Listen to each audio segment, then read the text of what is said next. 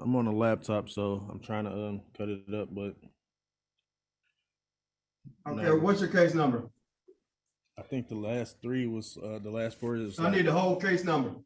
yeah, it's like inked in. I can barely see it, but 233400938. I'm not sure if that's even it. Do you live on 3738 Webb? Yes. Okay, you're supposed to be in Judge Sean Jacquet's courtroom. Nice. So So where the is meeting it? ID number is 360-538-0000. Is it like a certain link or like number that I can go to? How did you get on Zoom? Did you go to the website through Zoom? Yeah, I went to the website. Okay, so in Zoom, it's a spot for you to type in that Zoom meeting ID. All right, can you say that number again? Okay, so it's 360-538-0000. All right, thank you.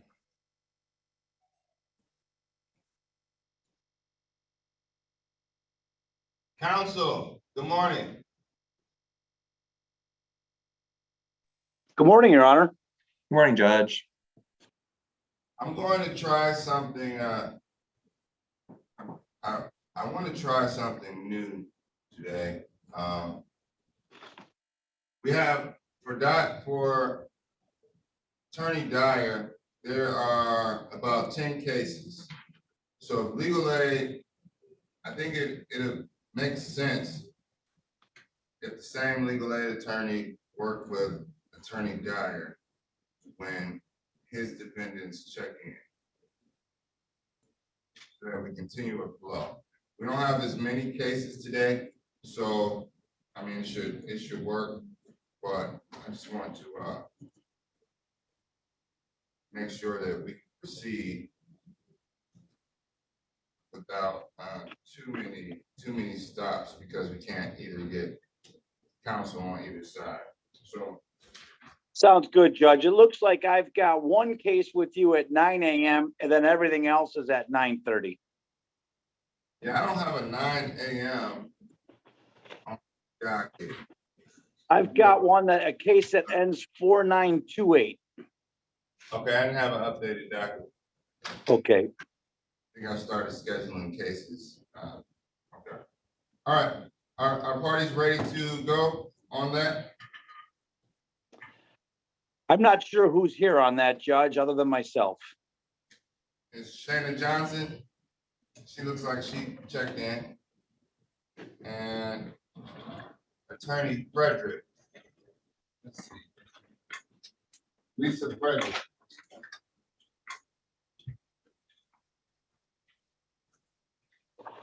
Attorney Johnson, have you spoke to your counsel? No, I haven't, Judge. Okay, do you have her information, her contact? Yes, I do. All right. I emailed her the last time we were in court. I emailed her. She hasn't emailed me back or called me back. All right, did you call her today? No, I haven't had a chance to call her today because I was at work. They just excused me to come to court. Okay, well, yeah, give her a call. Give her a call and let us know, let the court know if she appears. Okay, and then call you back. Yeah, she might be in courtroom 533, so just give her a call and see if you can get her in here. I won't default the case or anything, but Okay, and then just call this number back when I'm done. well, come back to this courtroom. I want you to stay in this courtroom, but you have a 9 o'clock case scheduled and your attorney's not here, so we can't proceed without your attorney. Okay, so I'll give her a call and then I'll come back to this courtroom. All right, thank you. Okay. And then, Judge, it does look like I've got a stack of additional cases with you. I'm not sure who's here and who's not. I'm not sure if you want me to run through them or if the court wants to run through them, find out who's present to get them hooked up with somebody. I think I may just run through Okay, the docket. I mean, you're almost half of it. So I'll run through it. I've got 2 Sabree cases. Lakeisha Taylor, you checked in. Have you spoke to counsel? I'm here for Mr. Wasbury, Your Honor. Okay. Jackie Snyder Powder. Good morning. It looks like Lakeisha Good morning. Taylor is checked in. Yes, Okay. Do you know if she's talked to counsel? I do not. I have not spoken with her. Ms. Taylor, if you can unmute.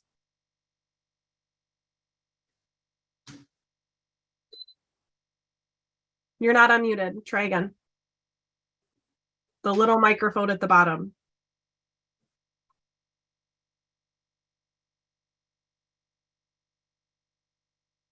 Yes, I haven't spoken to anybody.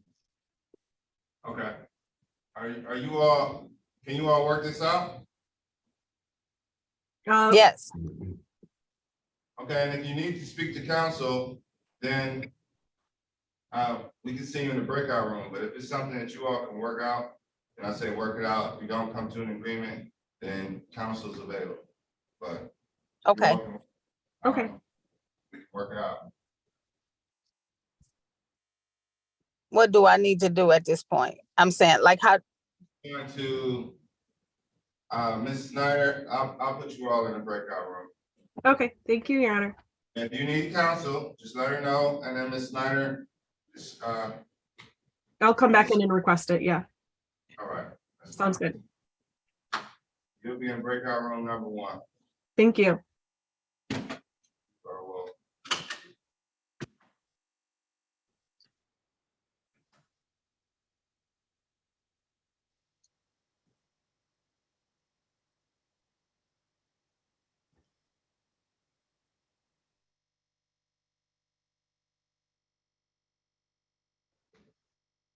DeAndre C. Did you message? I think he's not in the courtroom anymore. He's probably. There are a lot of call-ins with, see, 533, who are you? 3553. Dream at Ivy. All right, and what time is your case scheduled? 9:30. Okay, I'm gonna call all these 9:30 cases too. I'm gonna call them all so that you all know. Some of you all are probably supposed to be in Sean Jacquet's courtroom.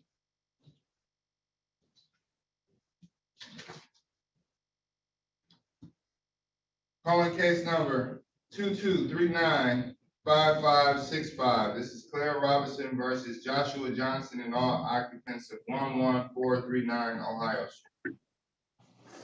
good morning, Your Honor. Alan Dyer appearing on behalf of the plaintiff P 54857.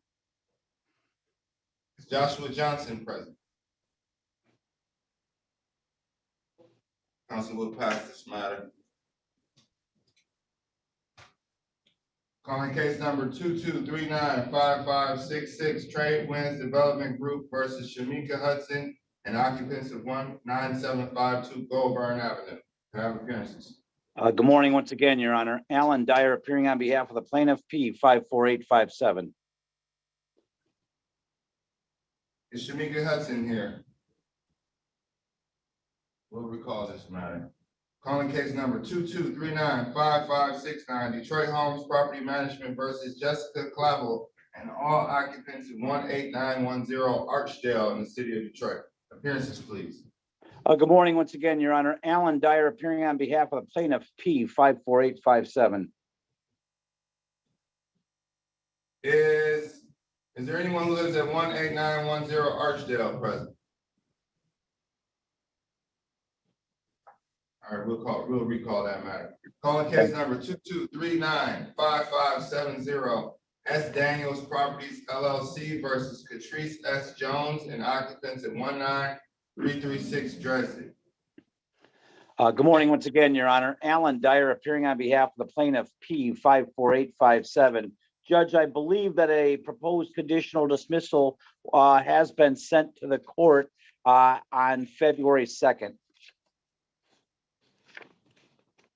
On February 2nd. All right. We'll check that. Have both parties signed it? Yeah, both parties signed off, Judge. All right, was he represented by any counsel? They were not. We prepared a proposed conditional dismissal, shared it directly with our client who met directly with the defendant, and they both signed off at that time. Okay, I'll call this matter. Calling case number 22395570 S. Daniels Properties LLC versus Catrice Jones. Were we already on this matter? Judge, I do think you've already called the case, and I think I'm just filling you in on the fact that a conditional dismissal fully executed by the parties was faxed to the court on February 2nd. Okay, and do parties need a control date? I don't think so, Judge, based upon the fact that we've already sent in the CD. So I think we're just waiting for that to get matched up with the file and to you. Okay, all right, well, this matter is concluded and the conditional dismissal will be signed. And in the event, okay, and do you know if 4B is checked? Yes, I believe 4B is checked, Judge. Okay. Right. Thank you. Thank you. On case number 22395571, Detroit Homes Property Management versus Desiree Matthews and all occupants of 18430 Briggs Street in the city of Detroit. Good morning once again, Your Honor. Alan Dyer appearing on behalf of the plaintiff P 54857. Is Desiree Matthews present or anyone from 18430 Briggs Street? Or will we call this matter? Calling case number 22395572 Detroit 33 LLC versus Rodney Holman and occupants at 19620 Linden Street. Do I have appearances? Good morning once again, Your Honor. Alan Dyer appearing again on behalf of the plaintiff P 54857. Is Rodney Holman or anyone who lives at 19620 Linden Street present? I will recall this matter. Case number 22395574. Renehue LLC versus Kenesha Askew and occupants of 18290 Warwick in the city of Detroit. Appearances. Good morning. Good morning once again, Your Honor. Alan Dyer appearing again on behalf of the plaintiff P 54857. Judge, I do show that a proposed conditional dismissal was faxed to the court on this matter on January 20th. However, it's not appearing on the ROA as of yet. Okay, it was faxed on January 20th. Yeah, and that makes me a little nervous knowing that we're about 18 days. Would the court like it if I refax that CD? Yes, Okay. please. I will have my staff do so. And I don't think we need a control date based upon that fact. Okay, that'll conclude this matter, and the court will sign that document when we are in receipt of it. Thank you, Judge. You are welcome. Calling case number 22395575 Trade Winds Development Group LLC versus Daliela Holloway and occupants of 15491 Troster Street. Good morning once again, Your Honor. Alan Dyer appearing again on behalf of the plaintiff P 54857. Good morning. Is anyone from 15491 Troster Street present? Blake Mikus, you need to mute your device.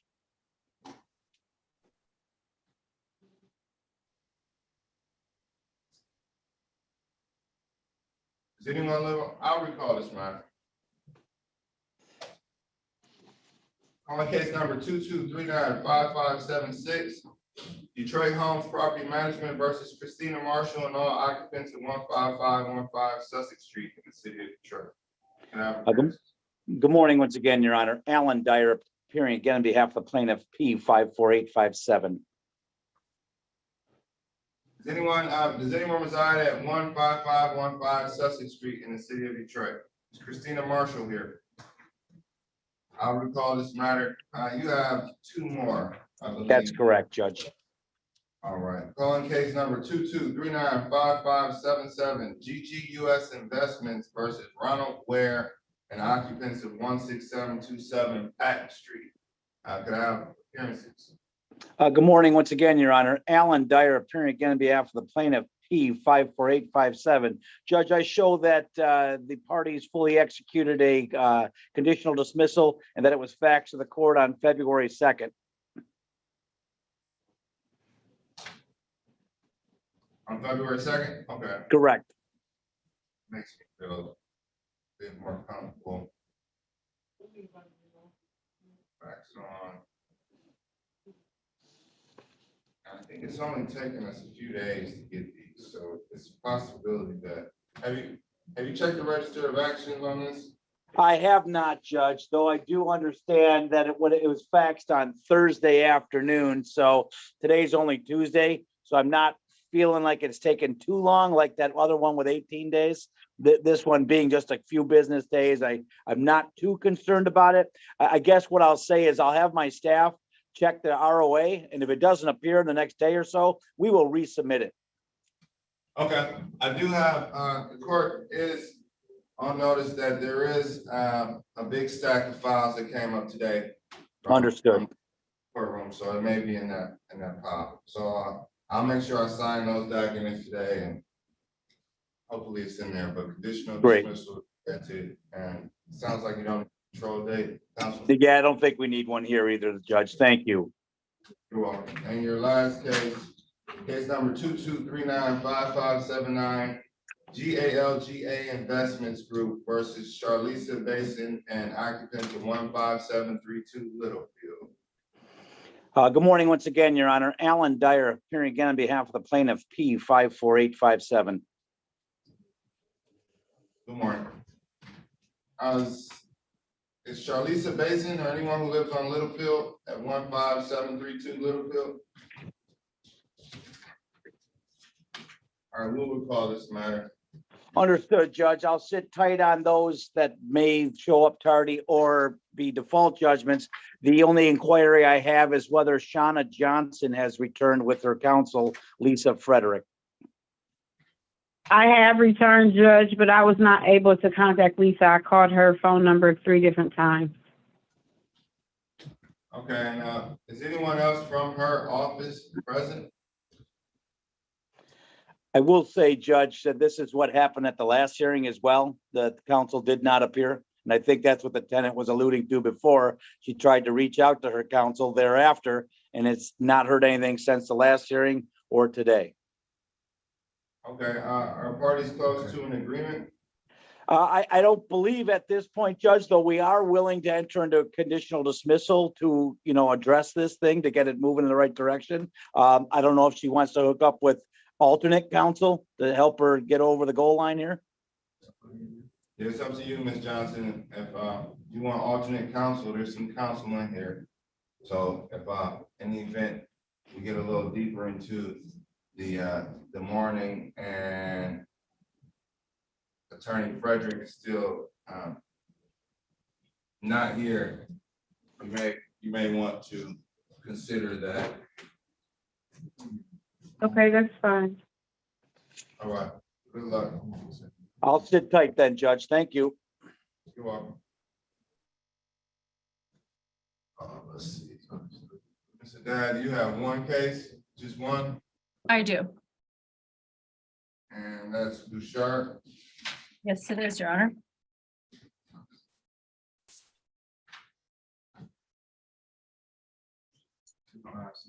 And what's the case number? What's the case number ending in? 888. Are you supposed to? You're probably supposed to be in Sean Jacquet's courtroom, Judge Jacquet. Oh, 888? Okay, Yes. it's listed under Scott. Is it 22394888? No, 0888. I don't have it on my docket. Okay. I don't have it on my docket. I think you're supposed to be in 538. What was that again? 538? 538. 538. We had a lot of people check in today. I'm still, yeah. When did that happen? Monday. Okay, all right, then I will be, all right, thank you, Judge. You're welcome.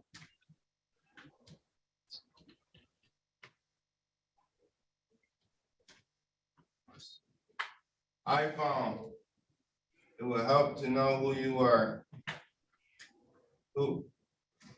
Can you identify yourself, iPhone? Tiana Jackson. Good morning. 582, Good morning. 582, and 930. Scheduled for 9:30. Yes, sir. I was in the wrong courtroom.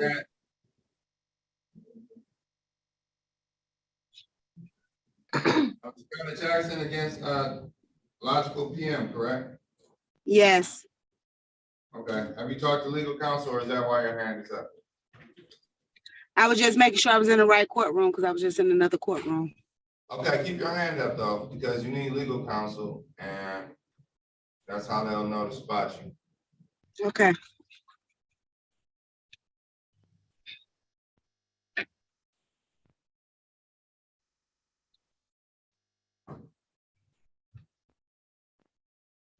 I'm muted.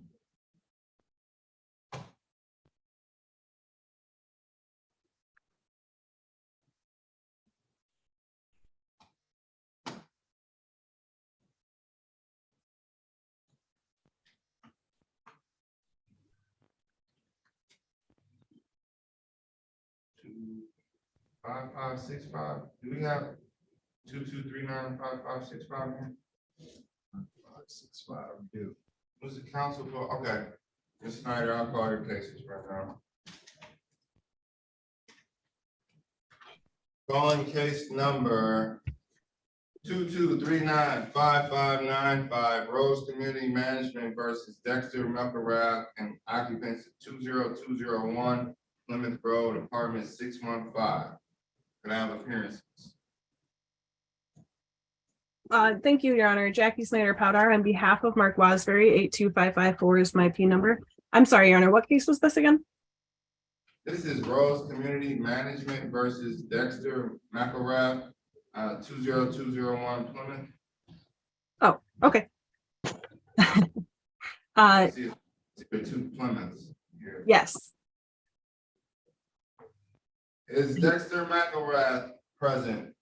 Is anyone present who lives at 20201 Plymouth Road, apartment 65? All right, counsel, I'll recall this matter. I'll likely call defaults at 10:30 or 10:45. Thank you, Your Honor.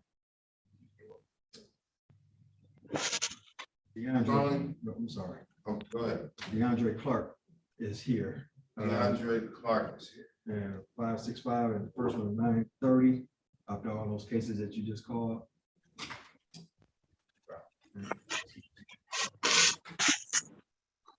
Clark.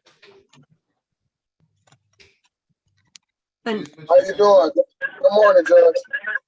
Good morning. Can you put your hand up in the chat so that legal counsel knows to put you in the breakout room and talk to you? Okay. All right, thank you. Excuse me, Judge. This is Kyle Keenan with Lakeshore. If it's possible that you ask them if they would like to speak to counsel, and so it's not just an assumption. They have to request it or agree by the court, and then we'll jump in. But Not a problem. Now, Mr. Clark, do you want counsel? Do you want to Yes, proceed I would with like counsel? yes, I would like to speak to counsel. Okay, all right. Mr. Clark, I'll put you in a breakout room and be right with you. Calling case number 22395596, Rose Community Management versus Lakeisha Taylor and occupants of 20207 Plymouth Road. Thank you, Your Honor. Jackie Snyder Powder on behalf of Mark Wasbury, representing Rose Community Management in this matter. And I see Ms. Taylor is present. Can I have your name for the record? Lakeisha Taylor. Good morning, Ms. Taylor. Good morning. Your Honor, we spoke. Oh, yes, that's right. You all spoke. Yep, we spoke in the breakout room, Your Honor, and there is some discrepancy as to her ledger. So we're requesting more time for her to bring receipts up to the management office and work out that dispute. Okay. So a short adjournment would be appreciated. Okay, Ms. Taylor, how much time do you think you need? I can take well, they be closed by the time I get off work. I need to call the office and make sure she have what I put in the Dropbox. And then, Okay, so, but I have the receipts at home. Okay, is a week, 2 weeks safe? Is that safe? Yes, a week. Yeah. Okay, and what's the balance right now? So the dispute between the balance is about $700 we're talking about. So it's either the mix between 13 and 2,000. 1,300 and 2,000 is what we're talking about. Okay. So, all right, just remember your requirement to pay continues, but clear up the ledger so you all know what's owed and what you need to pay, and I'll see you all back. What's a good date? March 3rd. March 3rd. At what time, Your Honor? 9:30. Thank you. You are welcome. Thank you. You're welcome, Ms. Taylor. You're free to go. Okay, thank you. I encourage you all to stay in communication. All right. Okay. Thank you, Your Honor. You're welcome. Excuse me, Your Honor. I just logged into your courtroom because I didn't know I was in the wrong courtroom. Is there something that I have to do over again? All right, I see your V22. What's your name? Emmett Strader. EMMETTSTRAUGHTER. And what's your case number? My last three numbers is 983.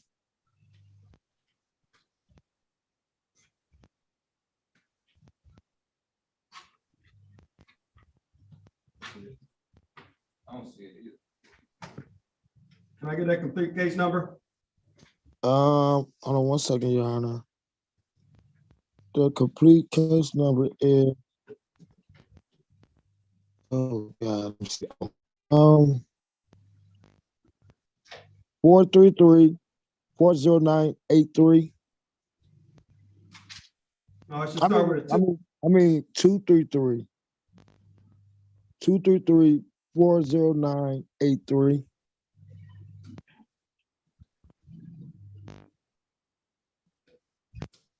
Is it a 4881 Sturdivant?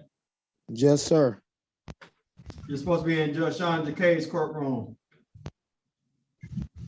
So it's 360-538-0000.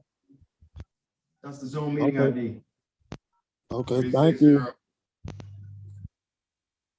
Thank you, Your Honor. You're welcome. Good luck. Okay. Mr. Fletchko. Yes, sir. Yes, sir. Любчик. Good morning. I see you're in. Good morning, sir. Has the defendant Adonis Davis checked in? Yeah, my tenant is David Adon. He's here? I'm sorry, did you say he is here? No, not here. Maybe I don't know. You ask it. Okay, I'll call you good. I don't see him present. Calling case number 2239-4328. Vladimir Blechko versus Adonis Davis and occupants of 19633 Fleming Street in the city of Detroit. May I have appearances for the record? Can you state your name for the record, Mr. Blechko? Yeah, not pay me for rent is 6 months. Okay, what is your name, sir? My name is Vladimir Velichko. Thank you. Thank Is you, sir. Adonis Davis here?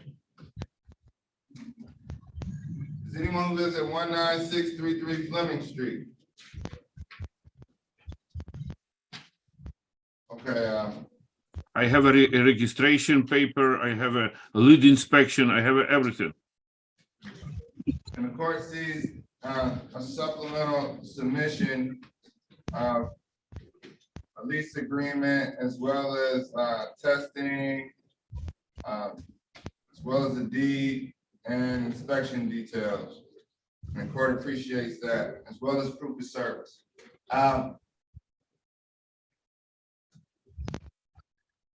Did you talk to Mr. Davis? And not talk, it's not body home every time. Okay. It's not lock a door, it's not nothing, you know. I don't know what do you do. I buy house, I'm not contact for me. I call you and not answer.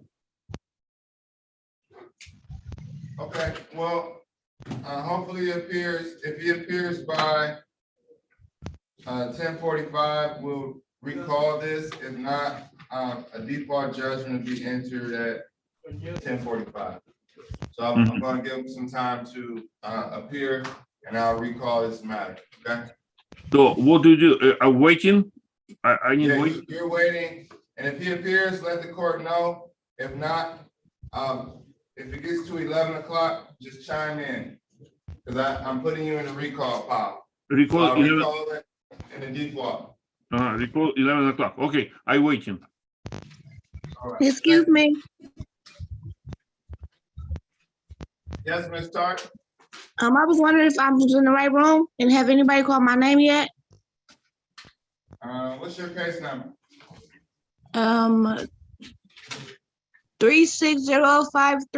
360-533-0000. That's the Zoom ID.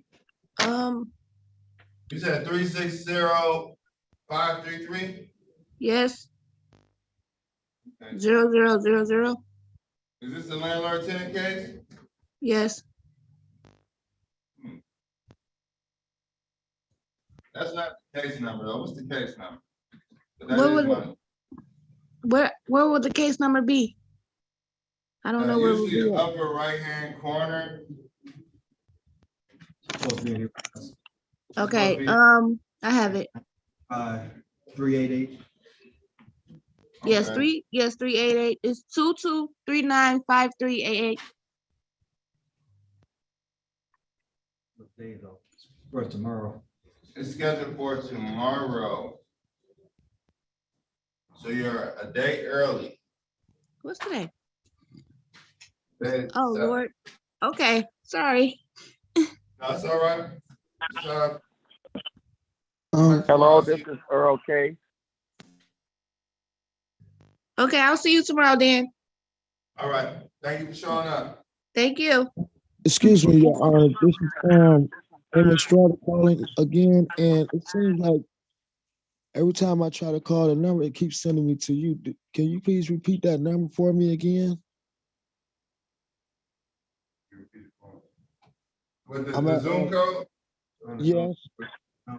360. Okay. 538. Oh, 538. Yeah, Okay. and then 0000. So 360, the courtroom, and then 4 zeros. Okay, you say 360. 538. Okay, 538. Okay, thank you, Your Honor. Excuse me, Your Honor, this is Earl calling in case. case number 22379-414. Could you repeat that? That's case number 22379-414.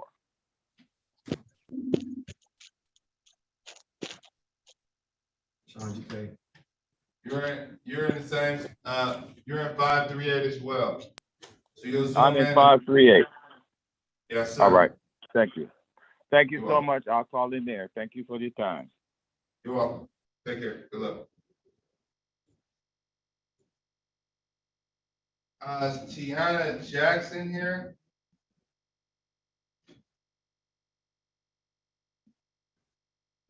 Okay. I think she's actually in breakout.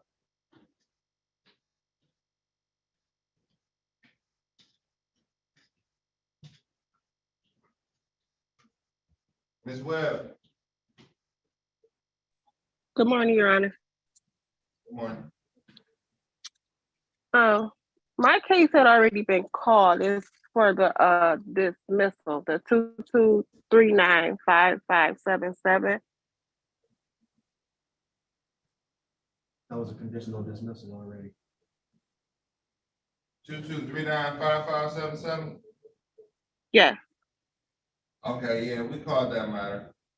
It's a conditional dismissal. We're waiting on the file.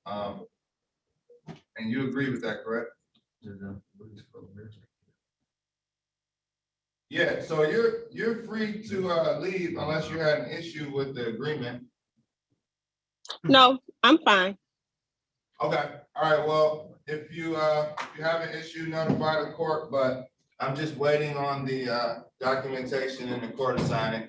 I think it's in the pile of files that just came up, so not an issue. You're free to leave. There's no further court date scheduled. So Okay. just keep an eye in and continue to do whatever you agreed to do. Good luck. Okay. Thank you. All right.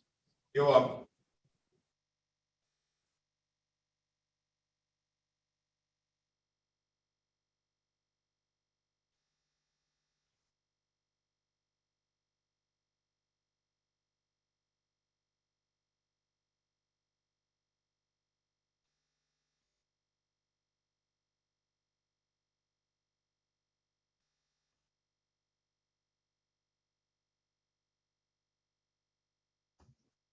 All right, I have 5 matters that I'm going to call, and then we have until 10:45 until new matters can be called. So if parties are here, it's great. We'll have time to talk to legal counsel if they choose to. So listen up for your name. Case number 22394446, Mutual Property Management versus William Vines and occupants of 6314 Bluebill Street in the city of Detroit.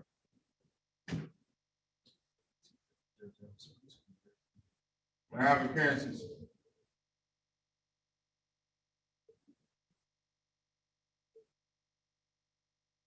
All right, as we call this matter. Counsel is notified that he was in another courtroom. Calling case number 22395631, Denard Fulford versus Brian Green and occupants of 12161 North Lawn. Could I have appearances? Hello. How you doing, Mr. Green? Hey, how you doing? You all right? Doing fantastic today.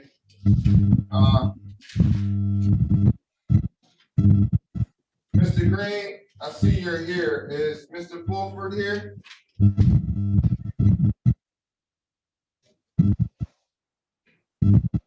Hello? Mr. Green? Yes. Did you see the landlord check in? No, sir. Okay, do you have his number? Yes, I do, but I'm currently on the tablet. Like if you can see it right here, this is my phone. My phone is broke, so I'm on the tablet. My phone is broken too right now. I understand. So you can't make a phone call? No, sir. I'm just using the Zoom. Okay, well, sit tight. We'll try to call plaintiff. We're gonna pass this matter for right now.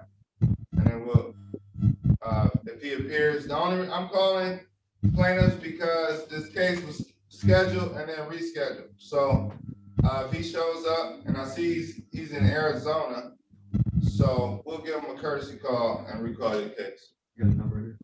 No one in the system. So sit tight, put your tablet on mute and Okay. we'll get back to your case, okay? All right.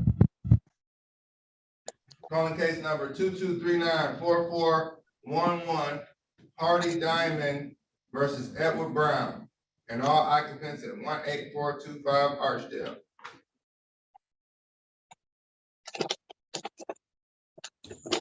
Neither party has appeared. I'll recall this matter. Mr. Green, we just spoke. Do you want to speak to legal counsel? Who was that? I'm sorry, who's legal? There's Lakeshore Legal Aid available. I mean, you're not required to speak to them as counsel, but if you would like to talk your case over with somebody, maybe they represent you, maybe they don't, but it's an option. I just want to let you know that that's an option. It's not mandatory.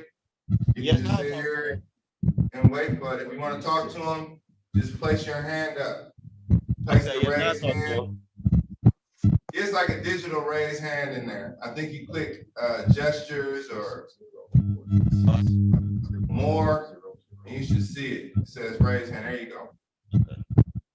All right. So make sure I'll put your device on mute, and they should get to you. Ms. Washington.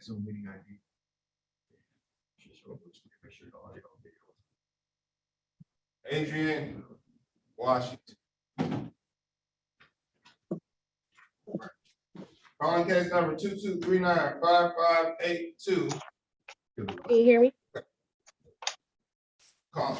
This is Logical PM versus Tiana Jackson and all other occupants at Hello? 1747 Freeland Street. Ms. Washington, please hold off. Okay. Good morning, Your Honor. This is Joe Horka, P75969, appearing on behalf of the plaintiff. Good morning, Mr. Horka. Your Honor. Your Honor, Brittany Mackey, Lakeshore Legal Aid. Ms. Jackson is currently in a breakout room with Attorney Tate. Okay. All right, and I'll recall that matter. Thank you for letting me know. Did you hear that, Mr. Horka? Yes, I did. Thank you for the update. And I mean, maybe I don't have to tell you this, but it may benefit to talk to Mr. Tate. Keep an eye on the breakout room if you have that ability. Will do. All right. Calling case number 2239-5625. This is RP Unlimited LLC versus Melanie Harrison and occupants of 15634 Madeline in the city of Detroit. Here's please.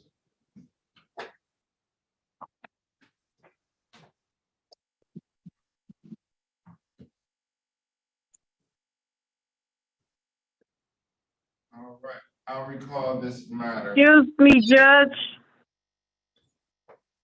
Good morning. Excuse me, Judge. Good morning. This is Miss Johnson. I have my attorney on the phone, and she's asking what courtroom is it? All right, this is Miss Johnson. Yes. And what? Oh, this is Shannon Johnson. Yes. I'm in courtroom 4. This is 436. 436. I'm in courtroom 436. He said it's courtroom 4. Okay. And we just Okay, she's on her way in right now. Okay. The court's gonna take a brief recess. We have some, and we'll take care of that 9 o'clock matter first. And then we have some defaults that I'll call at 11, not 10:30, but 11, because we clearly have some check-in issues. Then we have a rush of 10:45 and 1005 cases. So of course, we're gonna take a brief recess, use this time to talk to counsel. If you see some of your defendants checking in, don't hesitate to talk to them. If they request counsel, communicate with counsel.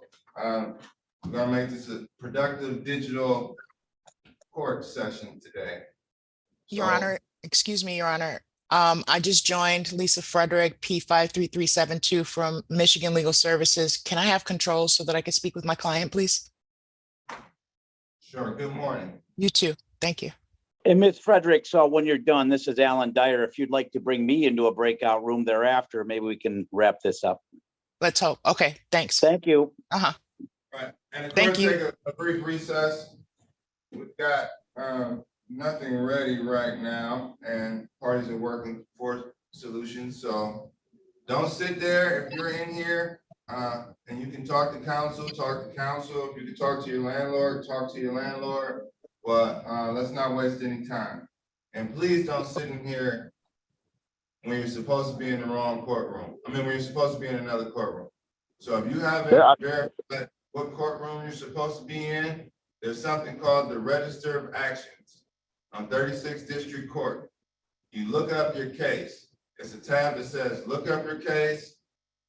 You type in your name or you type in your case number, and every action for that case will show up. That's why it's called the Register of Actions. Attorneys use it. It's a good tool. Plaintiffs, defendants, you all need to use that because that's what we see in the computer. So excuse me, Judge. I was in a different courtroom. They just sent me to this courtroom. They say I had changed it. okay, well, you're in the right courtroom. Yeah, I just got redirected too, sir. All right, well, my clerk is gonna help check you in.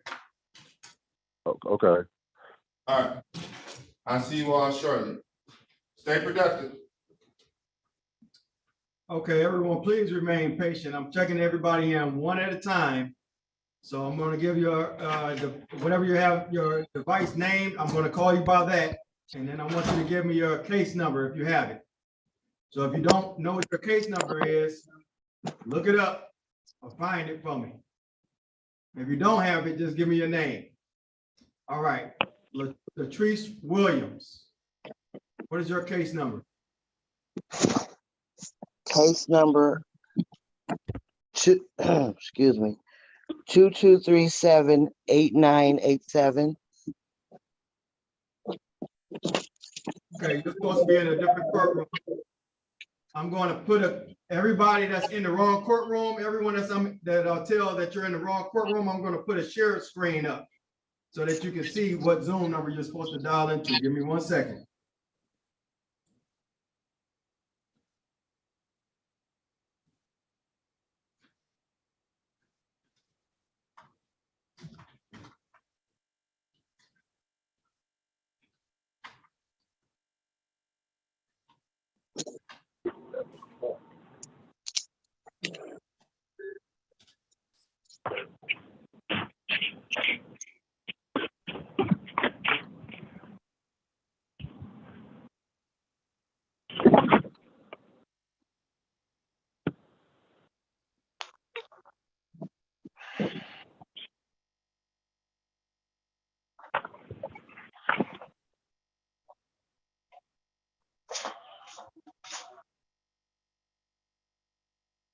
Okay. So that's the Zoom number. You see it down at the bottom? Yes. Okay, so you can log, once you have that number recorded, you can log off and dial into that Zoom number. Thank you.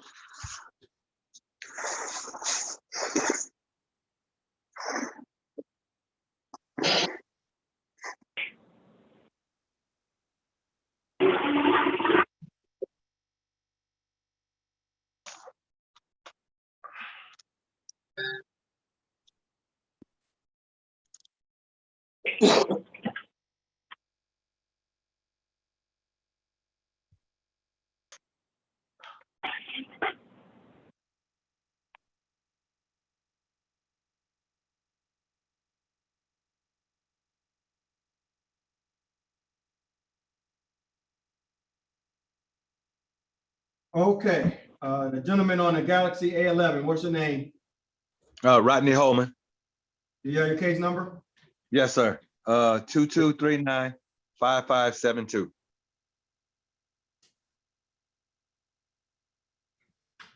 Okay, so you're in the correct courtroom.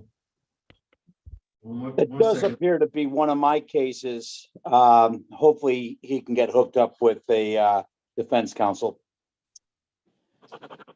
Okay, would you like to speak with counsel? Yes, sir. Okay, if a counsel is available, he would like to speak with you. So I'm going to change your name on the screen.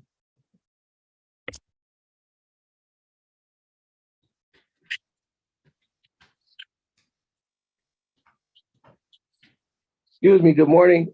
Attorney James. Hold on 1 second. Hold on 1 second. Okay. Okay, now go ahead. I'm sorry. I had a case that's closed. We entered a conditional dismissal. I don't know if I should place the terms on the record or we're good to go. If you had a conditional dismissal sent in, Correct. is it scheduled today? Say that one more time. Is it scheduled for today? It was scheduled for today at the last hearing, but yes, it's scheduled for today, but it was already been closed. I will put it on the record. Okay. All right. Which courtroom is this again? 436. But which judge? Today with this courtroom, a lot of people are supposed to be in Judge Sean DeKay's courtroom. Right, but which judge is this one? Sabree. Adam Sabree. Okay. All right. Yeah, I'm in the right room. I have a case also, a couple. Okay, he's not on the bench right now. I'm trying to get everybody to where they need to be because a lot of people are still in this courtroom. I need to be in another courtroom. Understood. I'll be back as soon as I can. All right. Thank you.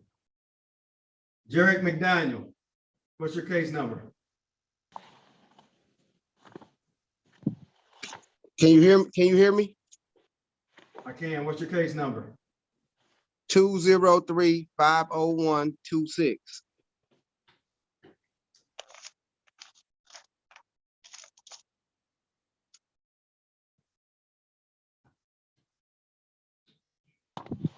Okay, you're supposed to be in courtroom 538. So are you seeing that screen up with the Zoom meeting ID on it? Yeah, so I said, is this the, I said 203-50126. No, yes, I already have that. I typed your case number in, you're in the wrong courtroom. Do you see the share screen with the Zoom meeting ID on it? Yeah. Okay. 538 zeros. Right. That's the one? Yes, you can sign off and sign into that Zoom meeting ID. Okay, thank you. All right. Denaro Fulford, what's your case number?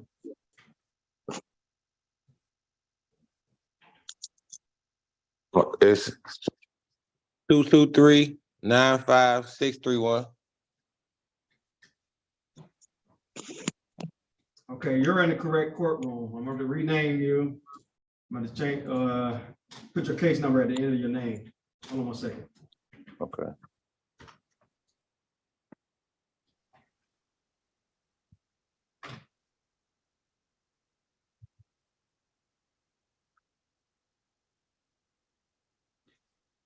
All right. I got you checked in. I think I spoke to you on the phone. Okay. Yeah, you did. All right, I'm going to place you on mute. Once you hear your case being called, you can unmute yourself. All right.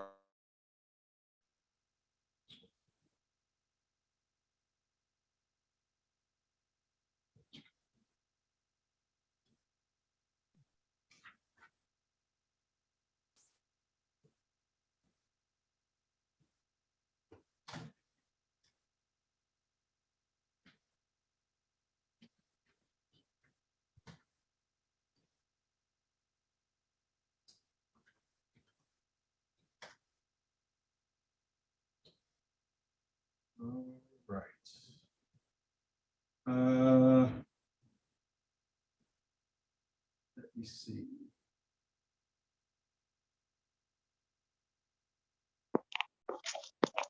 Phone number ending in 3553.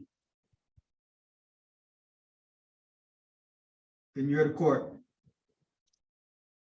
Excuse me. Phone number. Yes, what's your case All right. number? 223-929-33.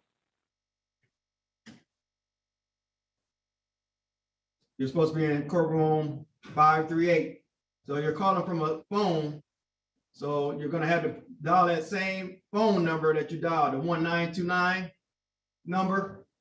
But then they're gonna ask you for a Zoom meeting ID. You're gonna enter 360-538-0000.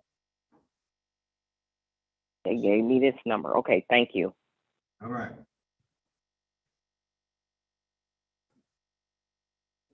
Phone number ending in 5800.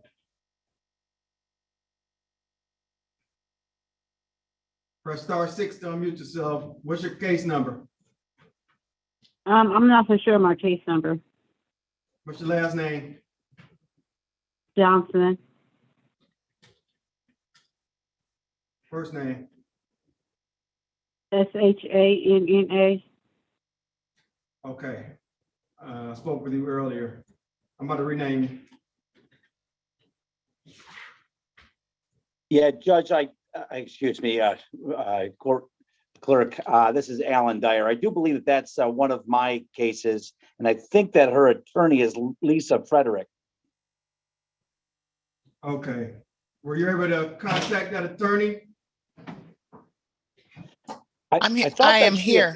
I am here. I just couldn't identify my client by the phone number. So I'm here and I'm going to take her in the breakout room. Thanks. Okay. Phone number ending in 0822. Can you unmute yourself by pressing *6?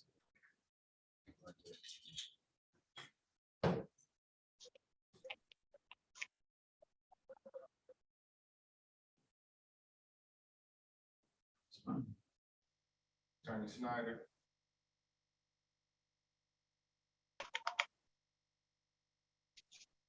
You have a question? I was just going to inform you that the case that I had is actually a dismissal. We got an updated ledger and he hit a 0 balance. That's good news. All right, what was that ending in? It was 595? 595. Yes, Your Honor. All right, and then Ms. Taylor is here for 596. Huh? Yeah, we already spoke about her. We had an adjournment date of March 3rd at 9:30, so she could take some time and get the balance worked out with the front office. Okay, did we already called that matter completely? We did, yeah, and you set an adjournment date for March 3rd. Okay. All right, so let's call 5. Is my court reporter ready? Yes, Judge, ready. All right, Ms. Burgess, I didn't see you there.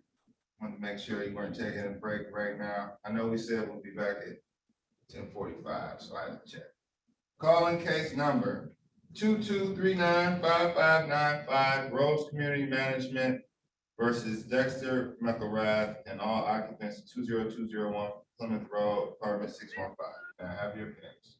Thank you, Your Honor. Jackie Snyder Powdar on behalf of Mark Wasbury, 82554 is my P number. And we represent Rose Community Management in this matter. Your Honor, this tenant reached a 0 balance, therefore we are dismissing the case. All right, thank you. And the paperwork will be sent over to the court today. Okay, I'll wait for the dismissal, but dismissal is granted, and tell Mr. Wasbury I said hello. I will. Thank you, Your Honor. You have a great day. The plaintiff signed in. Plaintiff signed in. Okay. Calling case number. You might have went to the, I don't know if you went to the breakout room. Let me see. Okay, let's see. How you doing, Mr. Tate? Good morning. Good morning, Your Honor. How you doing today? Doing well. You have an update for a matter? Yes. Tiana Jackson, last 3 digits, 582.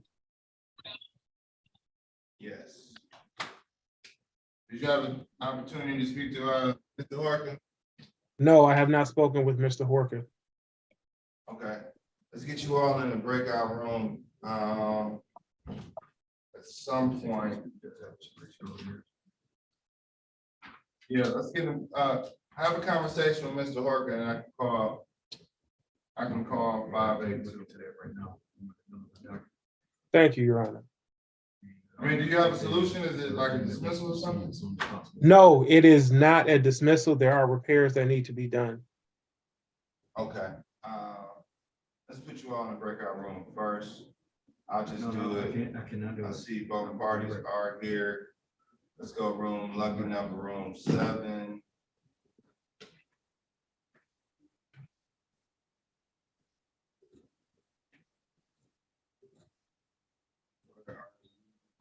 Tape. Okay, I see. Okay. So just let me know when you're out.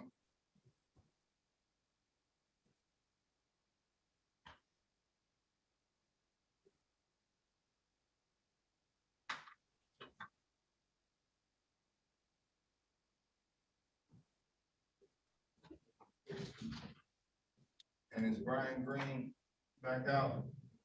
Mr. Green, I don't see Mr. Green. Must be breakout room, but Green is still in room number 5.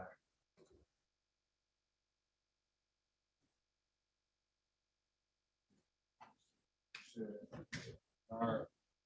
Mr. Fulford. Yes, sir. How you doing? I'm doing fine. How you doing? Doing well. I see your tenant is checked in. He's in room 5 with Lakeshore Legal Aid. I'll keep an eye when he comes back out. I want you all, you either need to talk to, if he's represented, we'll talk to a representative. If not, I'll put you all in the breakout room so you all have a conversation. But they may retain him. If they do, just talk to the lawyer. But once you all have that conversation, I'll be ready to call your case. Okay. Okay. But I do have you checked in. Okay. Thank you. You're welcome.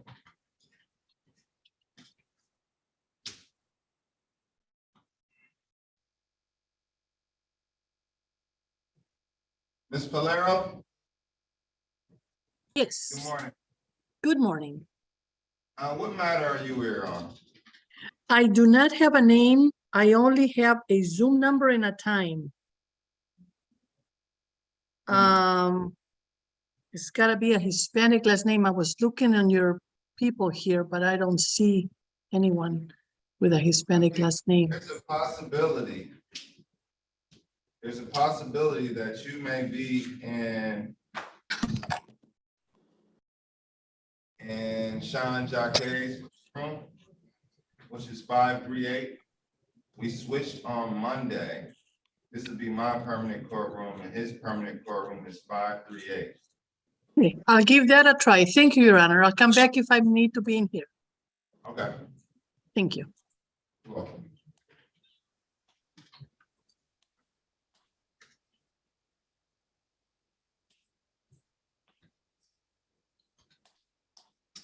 Shamika Ray is in the wrong courtroom. Shamika Ray, you're in the wrong courtroom. Shamika Ray. Shamika Ray? Right. Yeah. Yes. You're in the wrong courtroom.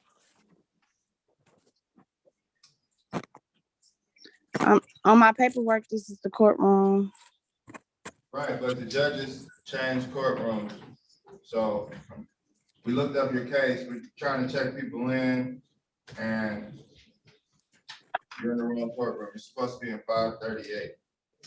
Okay, I just chatted you the Zoom meeting ID if you can see it. It should be, yeah. Okay. You see it?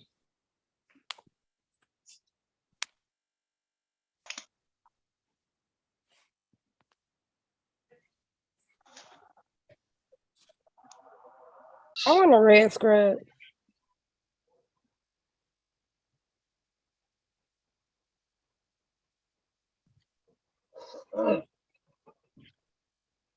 Yes, yes, yes. Okay, phone number ending in 003. What's your name? Delilah Holloway? You have a case number? No, I don't. I don't. I don't have anything on me. I wasn't able to get relieved to do my Zoom meeting, so I'm working while I'm talking to you. I can give you the case number. Okay, I see it. It's okay, yeah, ending in 575. Okay, this is Holloway that checked in. Yes. Yes. All right, Ms. Holloway, do you want to speak to council? Do you have some, do you all have an arrangement already? You don't have to speak to council, but if you want to. Well, I wanted to pay something today and make the arrangement to pay the rest. So I don't know how I would know who I need to speak with. Okay, you're ending in 8003. Yes. All right, I'm going to put you in a room with the Attorney Dyer, who's the plaintiff's attorney, and see if you can work something out with him, okay? Okay. You'll see a prompt on the screen, and I think you need to press a button. I'm gonna put you in room. I'm sorry, say that again. When you see your screen, like click that join the room.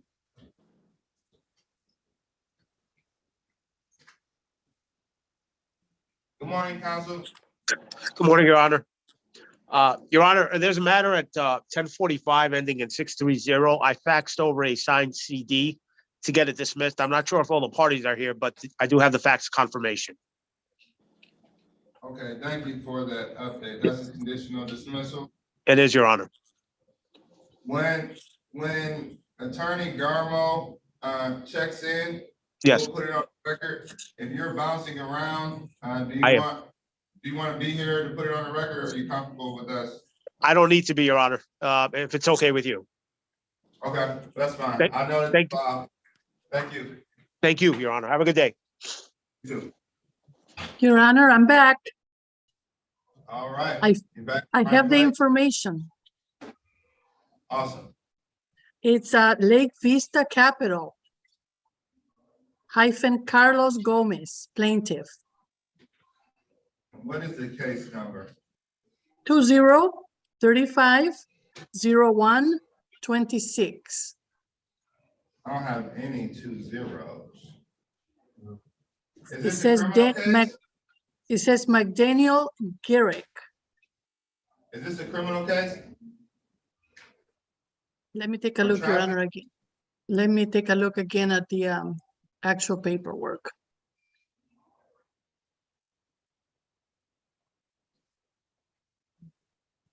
It says Lake Vista Capital LLC, Carlos Gomez plaintiff, assigned judge, room 436. And then it says register of actions, plaintiff Lake Vista Capital, attorney Segati Gary. Could you give me that case number one more time? I'm sorry. Could you give me that case number one more time so I can look it up? Yes, 203-501-26. And there is an LT. Okay, it should be in front of Judge Sean Jacquet in 538. 538. I'll go back there again. Thank you, Your Honor. Sorry to bother you. That's all right. Okay.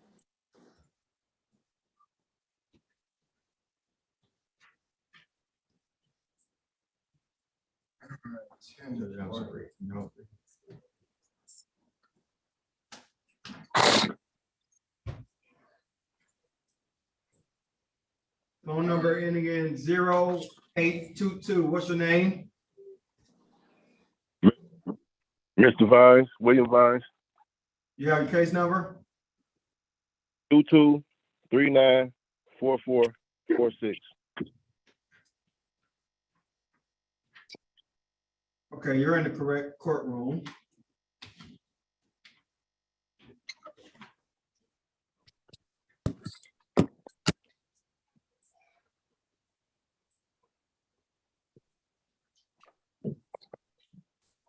William Vines, Johnny. Yes. And Mr. Vines, do you have counsel? No. Do you want counsel? Do You want to speak to counsel or? I could talk to somebody.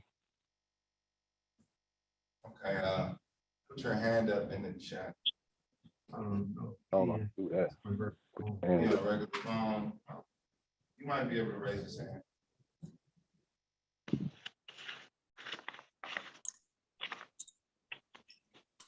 Your Honor, if I may, Attorney Dyer, are you available?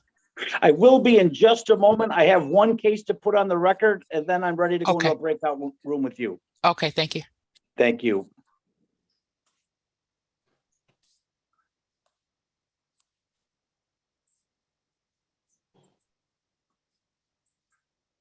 An iPhone who raised their hand? Hello, can you hear me? I can hear you. I wanted to know, am I in a correct courtroom? You have case number? No, my case number.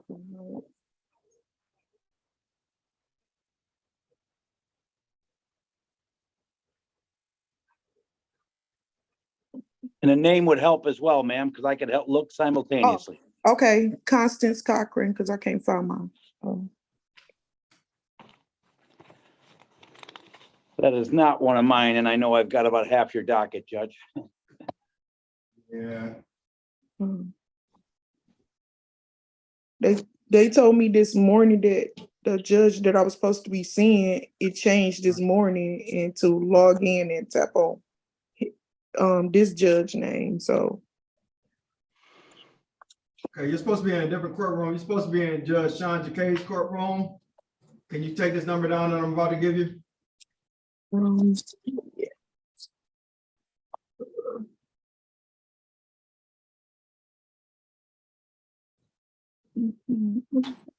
I'm about to send it to you in the chat. Okay, thank you. And Judge, if I may, I believe there was a individual who showed up here ending in a case ending in 5572 named Rodney Holman. He was looking to speak with an attorney, and I don't think he ever got hooked up with one. What I'm gonna do right now, and Mr. Clark, you're with Attorney Dyer. Mr. Holman, you're with Attorney Dyer. Ms. Holloway, you're with Attorney Dyer, and there's a handful of others. So I'll put, Mr. Clark, did you already speak to somebody? Yes, I spoke to counsel. Okay. So let's, Attorney Dyer, can you have a conversation with Clark and see if? I don't believe that's my case, Judge. I don't have a clerk today. The name on it gonna be Joshua Johnson. Okay, that's what's wrong. Okay, Mr. Clark. Gotcha. Certainly, I can speak to Mr. Clark if he'd like. But however, Judge, before we do so, I know that Lisa Fredericks is waiting for me in a breakout room, and I have one case, Ms. Holloway, to put on the record. We've reached the terms of a CD. Okay, all right, well, we'll sit tight, but Mr. Clark, Mr. Dyer is gonna talk to you after he has those conversations. And then I can call your case. All right. And the same goes for you, Mr. Holman. Okay. You talked to counsel already, or want to talk to counsel? This will be the time to have that conversation, but it doesn't hurt to talk to the plaintiff's attorney, because you all may be able to work something out. So. Okay, thank you, sir. Right. And Mr. Vajani. Hello, Judge. Good morning. William Vines just checked in. He's on 446. I don't think he's talked to counsel yet, but I'm gonna put you in a breakout room with him so you all can have a conversation. And if he elects to speak to counsel, he can speak to counsel, but if you all can work something out, then I can call your case. That's your honor. You have, let's see, you have anything before? I'll put you in room 10. Thank you, Judge. Mr. Vines? Yes, sir. Yes, sir. Room 10, you'll see an alert to join the breakout room.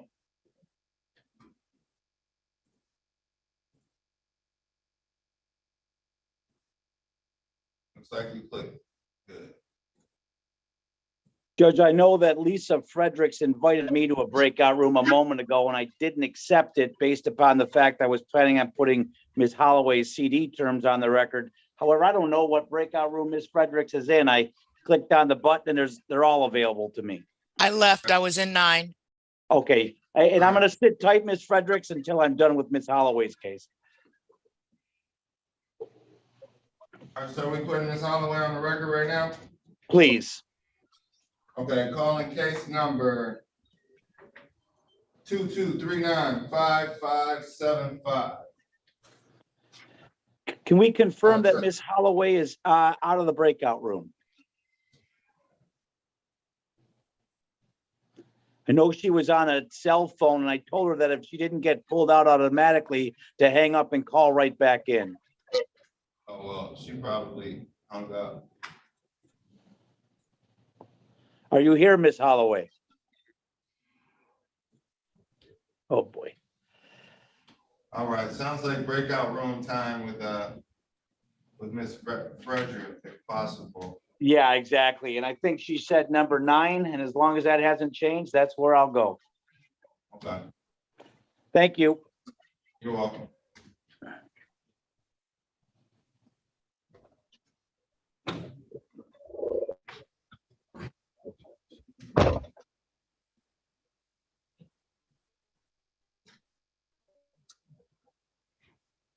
Coco, who?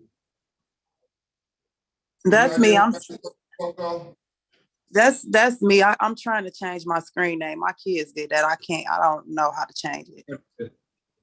She sent it to me in the chat. Okay, I got you, Ms. Stinson.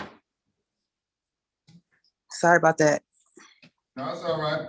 It happens. Happens to us all. And I don't think you can change it before you come into the room. I think you have to wait unless you change it when you sign in. So I'm sorry. it's all right. She's in Judge Sean Jacquet's. Now you are in Sean Jacquet's courtroom as well, 538. So I'm in the wrong courtroom.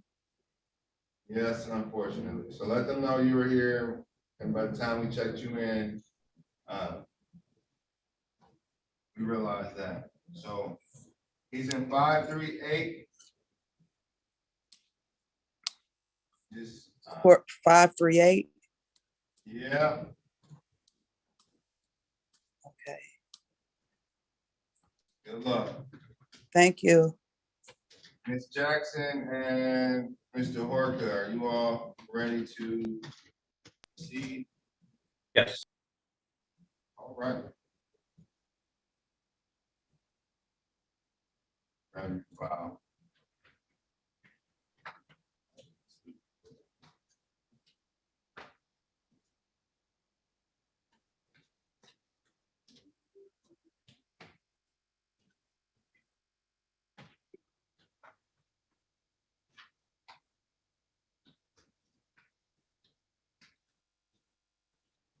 Recalling case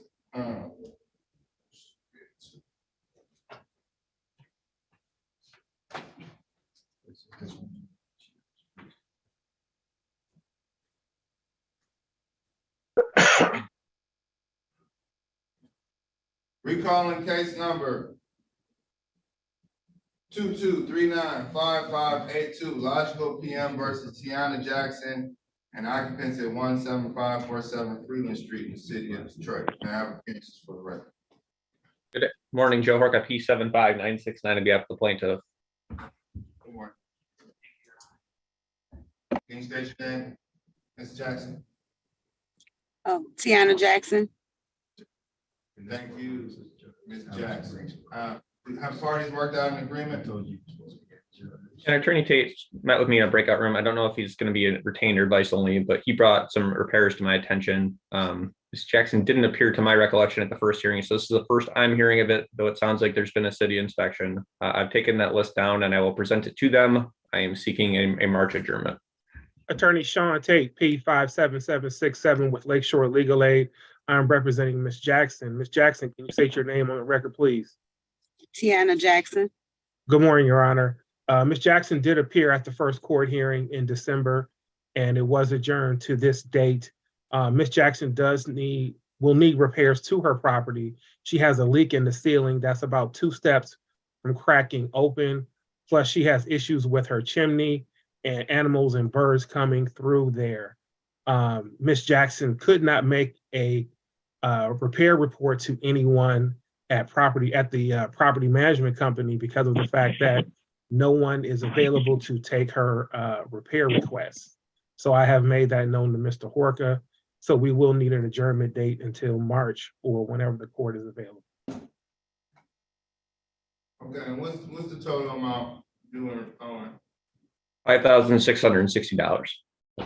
And also, Your Honor, there is a challenge to the ledger that the ledger is inaccurate. What do you think it is? It's 0. Because Ms. Jackson has a 0 tenant portion. And all of this money comes directly from Section 8. And all of the Section 8 money was put on hold due to the fact that the repairs were not done.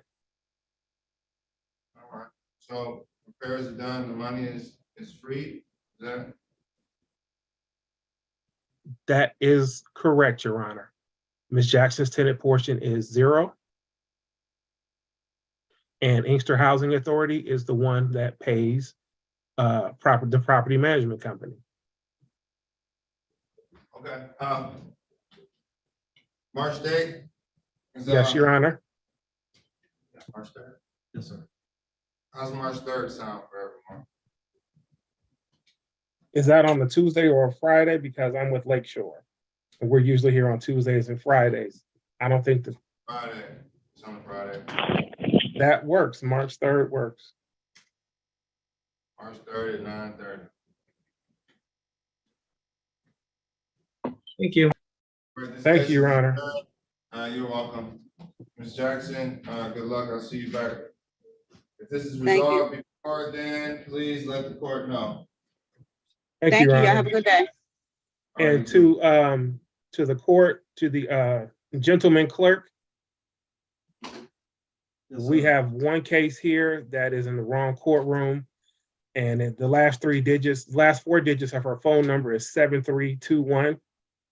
Her name is Coffee. She's supposed to be in Sean Jacquet's courtroom, Judge Sean Jacquet's courtroom. Miss Coffee, Okay. are you there? Yes, I'm here. Okay. Gentleman clerk, you have her on the list for Judge Sean Jacquet? I would need her case number. 223 Uh, 75 807.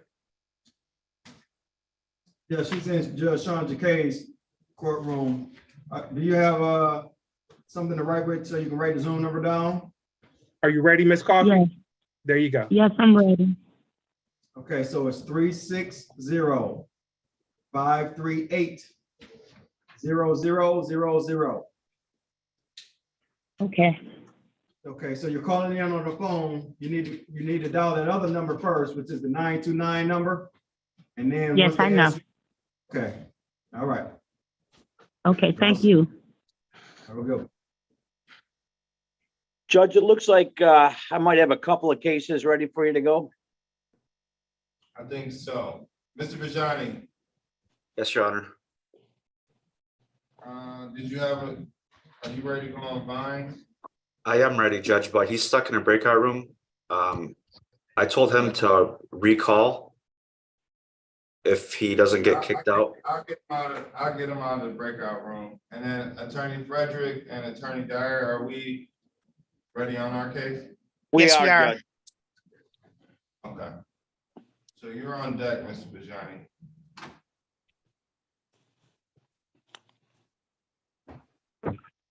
Calling.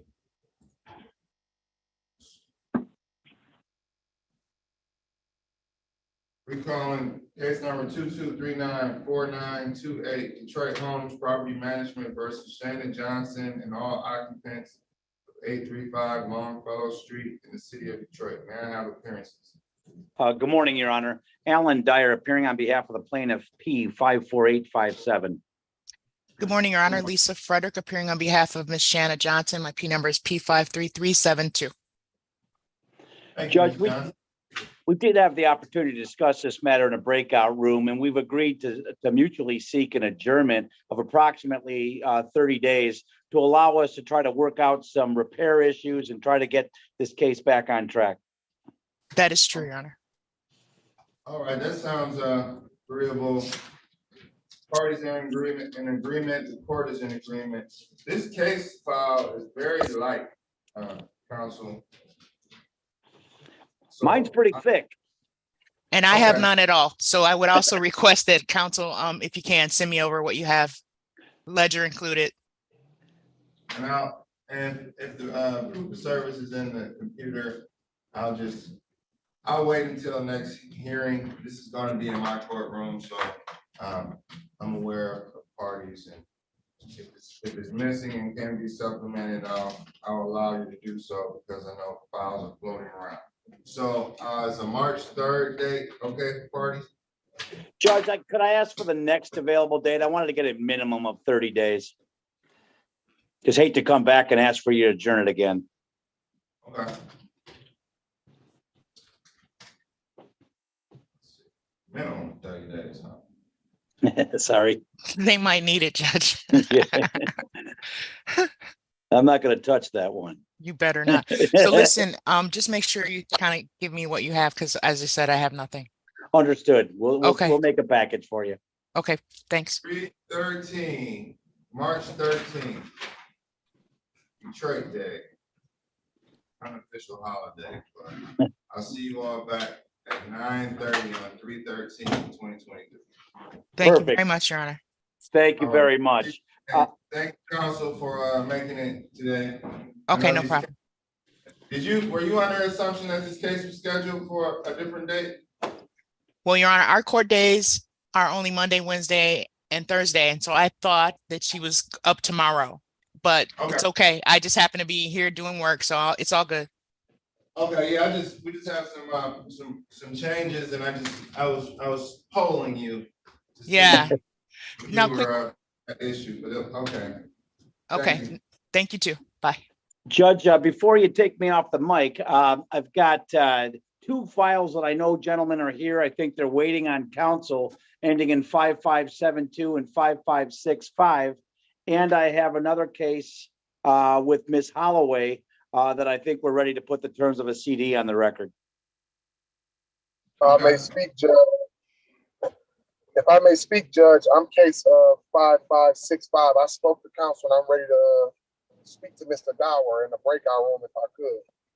All right, we'll call this case 22395565, Claire Robinson versus Joshua Johnson and DeAndre Clark. May I have appearances for the record? Good morning once again, Your Honor. Alan Dyer appearing on behalf of the plaintiff P 54857. Good morning. Mr. Clark, can you state your name for the record? DeAndre Clark, here on behalf of the tenant at 11439 Ohio Street. Okay, Mr. Clark, you're not driving right now, are you? No, I'm parked with my hazard lights on. Okay, all right, thank you. Judge, I'm more than willing to go into a breakout room with him in a moment. I just would like to get a little clarification as to whether or not Mr. Holman on a separate case has spoken to anyone, and whether or not you want me to put Ms. Holloway's CD on the record before I disappear.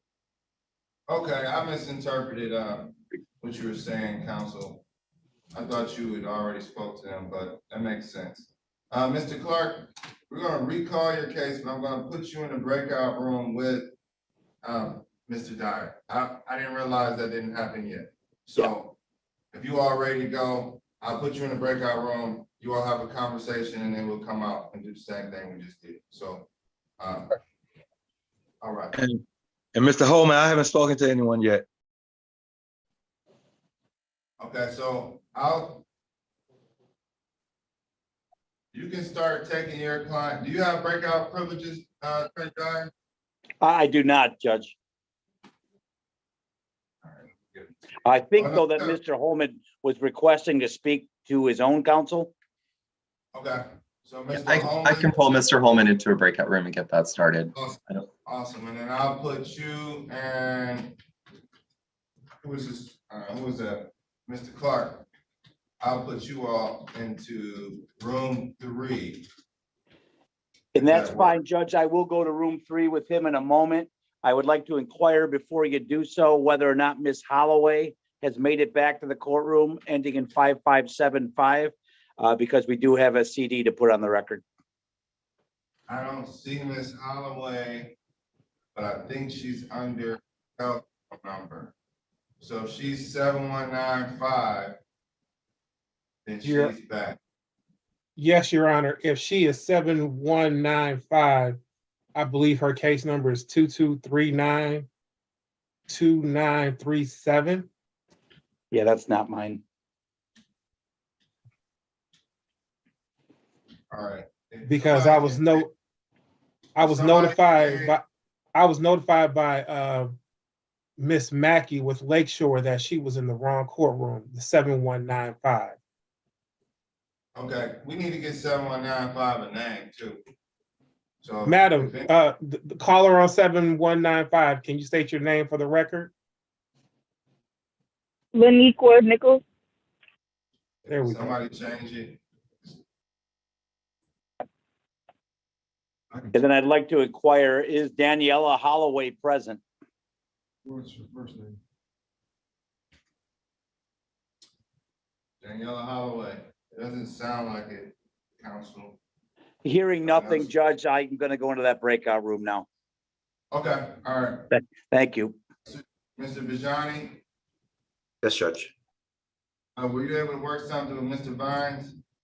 I have something to put on the record. All right, we'll call that case. And then we have some defaults, 1045 defaults. I'll start putting on the record.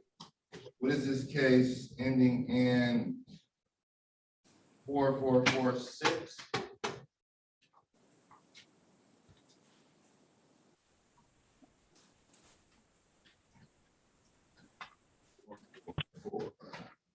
That's my case, 446, Mr. Vines, right? Yes, sir. We're prepared to call it right now. Calling case number 2239-4446 LT. That's Mutual Property Management versus William Vines and all occupants 6314 Bluefield Street. Can I have appearances? Good morning, Judge. Eli Bijani, P 74626 for the plaintiff. Morning. And Mr. Vines, can you state your name for the record?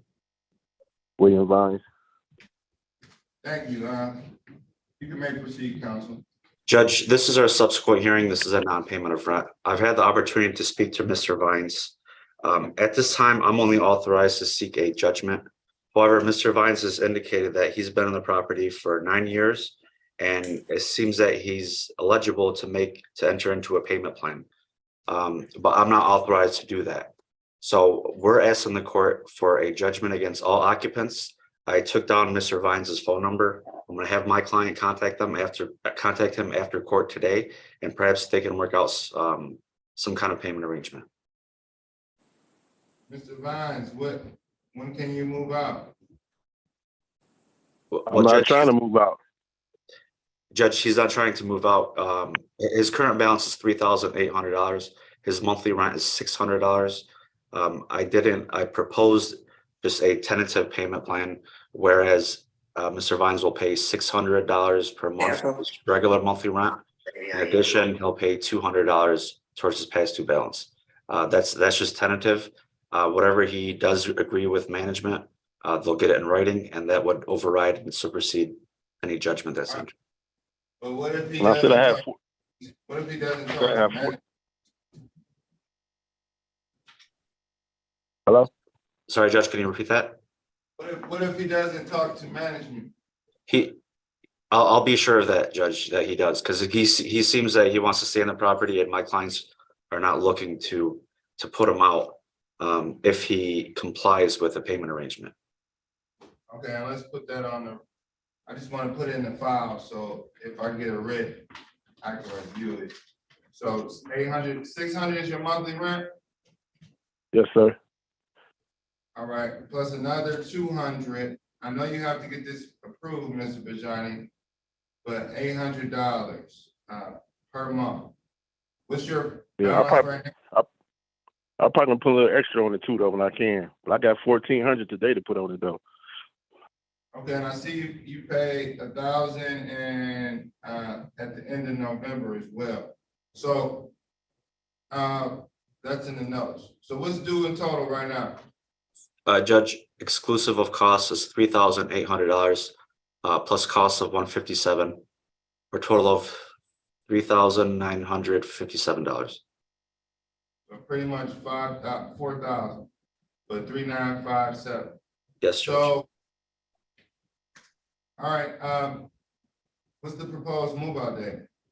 Well, again, Judge, it's a pay or stay. We can give them 30 days. However, if my client and Mr. Vines enters into some kind of payment arrangement, then that he can use that as a defense against any writ. Do you understand your rights? Mr. Vines, do you understand what's going on? Can you repeat that? He said, It'll be a judgment. This court will issue a judgment today for all occupants. Your name won't be on it. For a move out date, 30 days from now will be March 7th, 2023. You owe $3,957. So you basically owe $4,000. You need to pay, or you need to enter into a payment agreement and maintain that payment agreement. If the payment agreement is not entered into with $800 from February, as well as it would be $800 by March 7th. If that doesn't happen, then a judgment can enter. So you have until March 7th to enter into a payment agreement or pay this in full. And you really don't have until March 7th. You probably need to do it now. But this court won't enter a writ of eviction if you have a payment agreement or this balance is satisfied. So do you understand that? yeah, so basically I have get into a payment arrangement with the landlord before the 7th. That is correct. Or pay the balance full. Hopefully I'll talk to the landlord today or tomorrow, hopefully. Okay, and think about it. If you wait until March 1st, it's gonna be an extra 8, according to your payment plan. So just work it out as soon as possible. But I'm entering a judgment today for March 7th, 2023. Do we understand that? Yes. I think I got it. So a judgment, if you don't do anything, he can file a writ. Probably by mid-March. But if parties are in agreement, then you don't have to come back to court. Plaintiff will submit a judgment for all occupants. Your name won't be on the matter, and you'll have a month to take care of business and get into a payment plan. If the court is notified that you're in a payment plan, then no writ should be submitted by Mr. Bajani. But in the event it's erroneously submitted, I took good notes on this, so I won't sign the writ without having a hearing. You understand? Okay. Do you understand? We don't have to get off. Okay, I just want to make sure you understand what you're agreeing to. Yeah, I got to talk to the landlord like ASAP to get into a payment plan. Yes, sir. All right, good luck. Mr. Bajani, will you be submitting that judgment? I will, Judge. And Mr. Vines, expect a phone call from my client either today or tomorrow. And that'll be entered as a consent judgment, unless parties request another way to help effectuate some type of funding. It'll be entered as a consent judgment. Judge, actually, we're requesting a judgment by hearing against all occupants. Judgment by hearing? Okay. Yeah, even though we consented to certain terms, I'm just not authorized to put those terms on a judgment. Understood. So just check that box on your judgment. That's noted. Yes, Your Honor. Thank you. And Judge, I have one more case. It's not until 11:05, which is it's 11:10. I'll be back for that one. Okay. Thank you, Your Honor. You are welcome. All right. Let's see. Do we have anything else ready? Mr. Fortuna, counsel. Good morning, Your Honor. Good morning. What case are you on? I am on case number 22-392-871-LT. Should be a Jabeen Properties Group versus a Miss Simone Massey, Hookaholics LLC, and all occupants. Hookaholics. I see you on here. Is this a commercial eviction? This is, Your Honor. Okay. It's a good name. All right. I have you checked in for Jabeen Properties Group. Thank you, Your Honor. Or Hookaholics. I'm going to give this court a second. We'll gather the rest of these cases. We just need to consolidate everything and look ready to go. Okay, not a problem. Your Honor, the one item I did want to raise was the most recent notice to appear. It did say the virtual hearing room was 360-533-000. So I'm not sure if that's going to be an issue for the defendant to make their appearance this morning. I did check the register of actions and did confirm that you were now the presiding judge on this matter. I just wanted to bring that to the court's attention. Thank you. And the court is aware, and the court is allowing for a little bit more time for defaults and for parties checking in. We're transferring, sending people to other courtrooms. So it's been a bit of a confusion this week, but thank you for bringing that to the court's attention. Yes, no problem, Your Honor. Okay. And Jacqueline Travis, see you have your hand up. Oh, 1 second.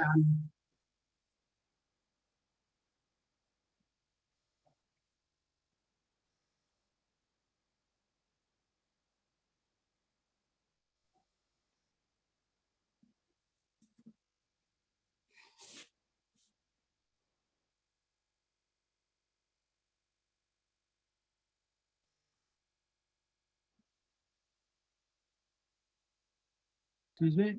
Receive a bid from a licensed freight contractor, $30,000.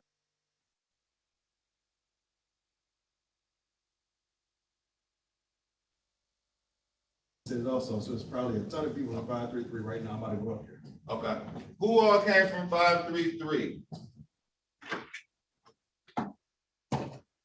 Attorney Cullen, did you have the same issue? I think you're muted right now. Yeah, Yes. I had the same issue. It said the 533, but I figured it out. We got here too, and opposing counsel is also here on our 1045 case, Your Honor. Yeah, I'm not. Connor Brown. Okay, is Ms. Starkey here? Your Honor, I'm not sure. I actually didn't receive the note. This hearing was originally scheduled for February 28th. It was, I guess, reassigned to you, and the hearing date was moved up to today. The ROA does still say also 533. So that's the real issue. I mean, yeah, we have two issues. We're working with no move out dates before was this originally scheduled for the 29th or the 27th? the 28th of February. Right in the middle. Okay, so 28th. So there are no move out dates before the 28th for plaintiff's counsel, just as a practical matter, because I don't want to be in a position where someone's showing up to court and getting a writ that next day. As a second practical matter, we're checking people in who obviously went to 533. I think Chief Judge McConaughey goes to 533. Sean Jacquet, Judge Jacquet's people are appearing here because he was in here last week. And now we're sending them to 538. And I've got to give a little bit more time for defaults. I mean, I'm giving people an hour. Shouldn't take an hour to figure it out. But the wrong meeting court ID. is aware that there are a few issues. If you went on vacation and didn't get the second notice, you're coming to court on the 28th. And that may present an issue, but we must proceed. Today is the rescheduled day and time for these hearings. So everything's not perfect today, but we'll get through the docket, and in any event something is set aside, the court will entertain it to the extent necessary. So. Understood. Your Honor, and since my client doesn't appear to be here, and I really don't know whether she even received the notice. Like I said, I did not. If you could pass on the matter, and I'll continue trying to get in touch with her and maybe get her onto Zoom so we can. Absolutely. So Attorney Cullen, just sit tight, and when you all are, if you all need to go in the breakout room, Mr. Brown, I gave you access. Yep. So Mr. Brown, what case are you here on? This is Virginia Starkey's my client. River House versus Starkey. Oh, that's not my case. You're on 704, Attorney Cohen. Yeah, as I don't, there's a couple people that aren't identified. I'm not sure who they are. If they would, one of them would be who I'm looking for. Yeah. Is Shamar Smith present?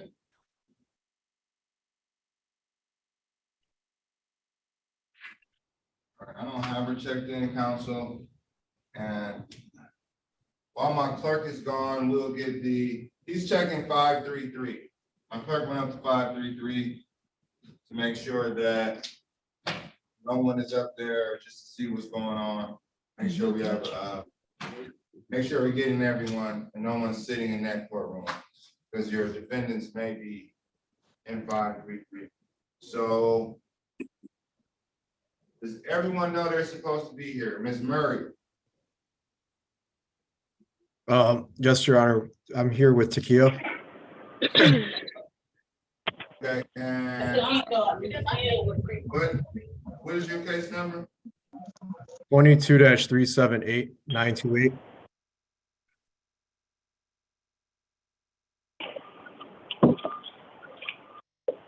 How was your hearing? 10:30. Wrong courtroom. It says it's this courtroom, but check the register of actions a few minutes ago. All right, well, if you want to stay in here, you can stay in here, but I don't have your case. You're probably supposed to be in 538. My docket says 533. Judge Sean Jacquet was just in here. So this courtroom, you're probably in 538, counsel. All right, we'll check it out. Thank you. Right in the wrong courtroom. Your Honor. Your Honor, Jacqueline Travis, I was in courtroom 533 with Judge Buer, and they advised me to come to your courtroom. So I just want to check in. My time was for 10:45. Jacqueline Travis, yes. I'm going to put your name so people know, so all parties know who you are. And good morning, Your Honor, and I appreciate it. Thank you. You're welcome. Good morning. Phone number ending in 8003. Can you mute your device?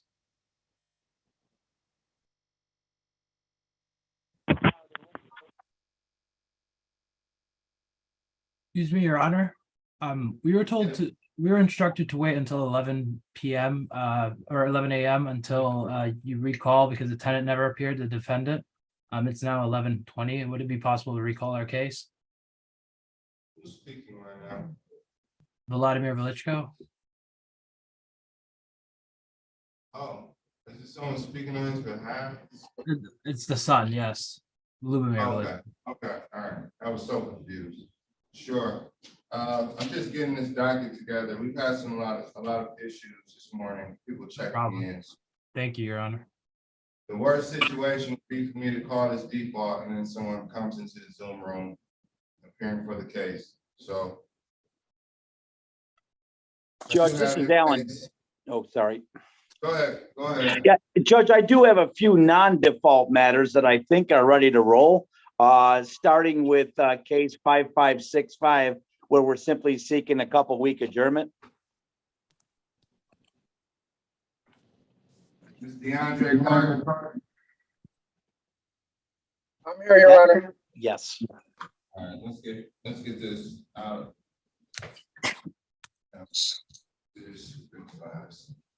Calling case number 22395565, Claire Robinson versus Joshua Johnson and DeAndre Clark and all occupants. Can I have appearances for the record? Yes, good morning. Once again, Your Honor, Alan Dyer appearing on behalf of the plaintiff P54857. Good morning. Can you state your name? DeAndre Clark. Thank you for your patience.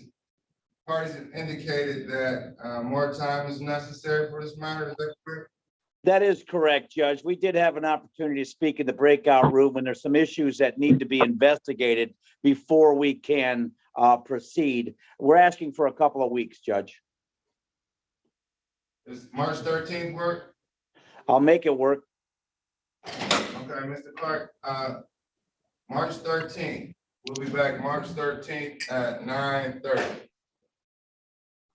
Okay, sounds fine. Thank you. You're welcome. Please take care of these issues in the meantime, so we come back prepared. Will do, Judge. The next two cases that I have that I may be ready to roll on, ending in 5575, Judge, with Ms. Holloway, if she's returned.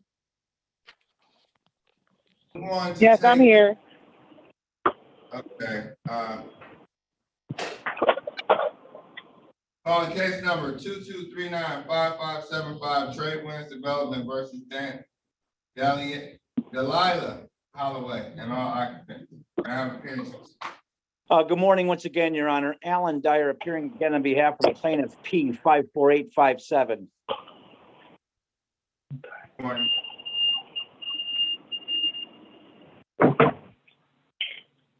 A lot of unmuted devices. This is chaos. Jackson Travis is number one. Phone ending in 0884 is number two. I'll take care of it. I'll take care of it, Attorney Dyer. Okay, great. Thank you. Can Ms. Holloway unmute?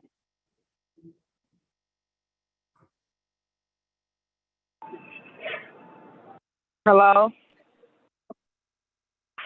Is Ms.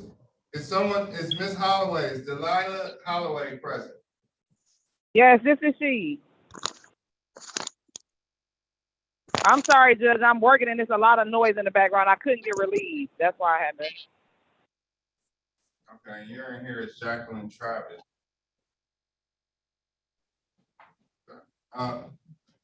Okay, I'm ready to proceed. Can you please state your name for the record? Delilah Holloway. All right. Judge, we did have the opportunity to discuss the matter in a breakout room, and we've agreed to the terms of a proposed conditional dismissal. There's currently due and owing to plaintiff $5,495 in arrearage, $155 in court costs, for a total of $5,650. Judge, this amount is to be paid as follows: $100 by February 10th, $500 by February 13th, $250 each and every week thereafter, starting on February 17th, along with subsequent monthly rent that as it comes due until her account is current. She did give me permission to sign her. Excuse me, Judge, I had a call come in and muted me. But she did give me permission to sign her name to a proposed conditional dismissal, which I intend to submit later today. Holloway, do you understand the terms of the agreement? Yes, sir. Okay, counsel, can you submit that to me? Do we need a review date? I don't believe so, Judge. I think because the ball's in my court, I'll make sure that it gets followed through on. We will submit it later today. All right, good luck. Good luck. Thank you so much. Thank you. You all. And the only other case that I have, Judge, that's, I believe, a non-default matter is Rodney Holman, ending in 5572. And I believe Kyle Keenan, the attorney, went into a breakout room. I'm not sure if they ever came out. Okay, I'll call a few other cases and then just pop out and we should be able to take care of that. Yep, I'll sit tight, Judge. You're all I got. Okay, all right. Thank you. Mr. Lesko?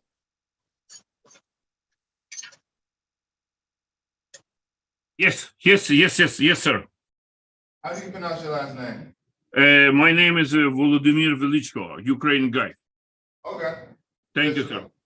So all right. I am investor. Yes, sir. Calling case number 22394328. Vladimir Velechko versus Adonis Davis and occupants of 19633 Fleming Street in the city of Detroit. Now I have appearances for the record.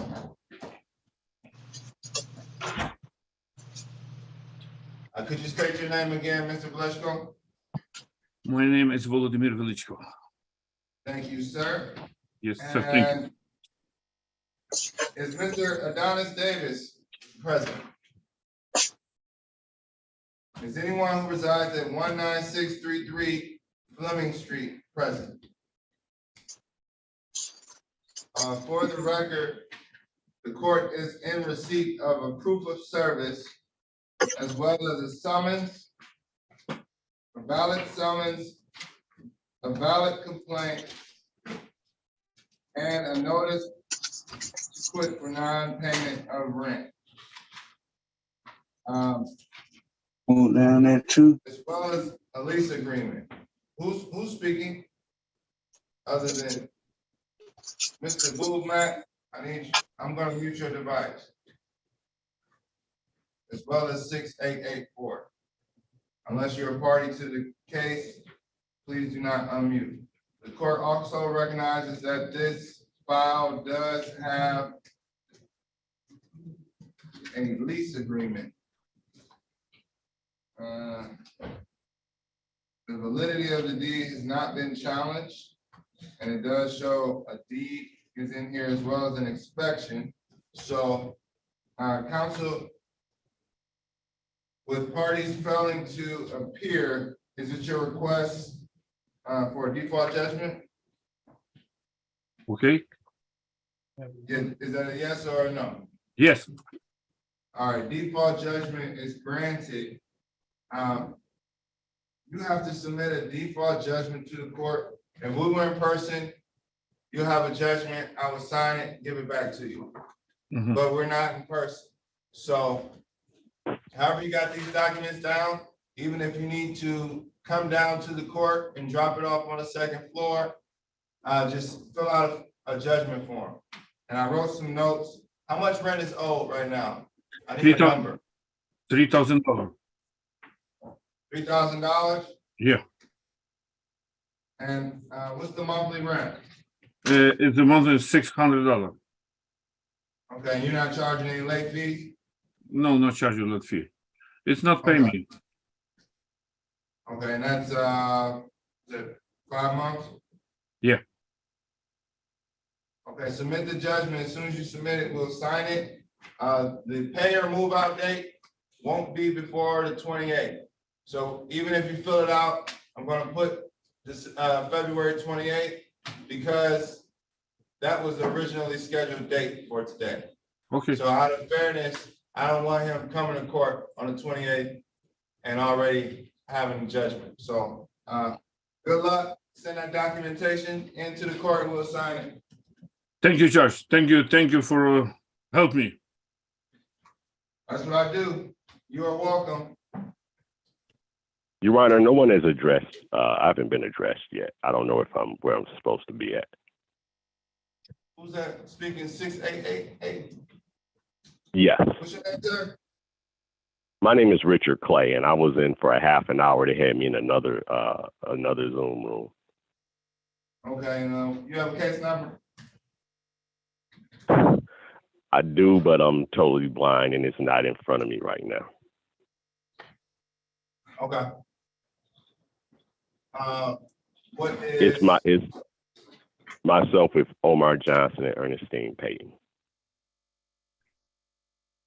Omar Johnson. Okay, I see you. Clay Richard, Omar Johnson, Ernestine Payne, case number 4662. You indicated that you are blind, sir? Yes, I am. Okay. Do you have any issues proceeding right now? No, I don't. Okay.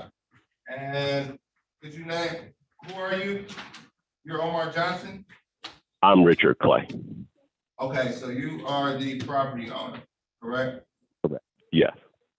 And is Omar Johnson present? Is Ernestine or Ernestine Payton present? 11:45 is the time I can call your default judgments, sir. So you have 30 minutes at least. And as you've heard, we've had some check-in issues. So out of fairness, I'm not going to call your case earlier than I would anybody else. Right, So understandable. for an hour, sit tight. Let's see. Do we have you plugged? Richard Clay. Perfect. You're in there as Richard Clay. Mr. Green. Okay. All right. Thank you, Mr. Clay. Make yourself Thank you. known. Yes, how you doing? And the court is aware of these 1105s. I'll call them as soon as I'm going through the list of people who I don't have identified. Attorney Garmo, I see you present. Hi, Judge. Good morning, Judge. It's my client Eldoways LLC, and I have been dealing with the Lakeshore attorney, Isa Shuaymat. I'm not sure of his last name, and we did sign the consent judgment. And he faxed it to the court. I can put that on the record and get you out of here because he indicated he checked in. He said he didn't have to be present. So I'll grab that file. This is your only one? Yes, Your Honor. Okay, and Mr. Green, I didn't forget about you. Are you ready? Did you speak to counsel? Yes, I spoke to counsel. I was just telling you because I'm on an iPad and my iPad kept going in and out and I ain't wanted to lose signal on you guys. All right, did you, is it charged? It's sitting on a charger right now, but it's not a good charger. All right, sounds a little shaky, Mr. Green. I'll try to get you out of here next, all right? Okay, thank you. Your Honor.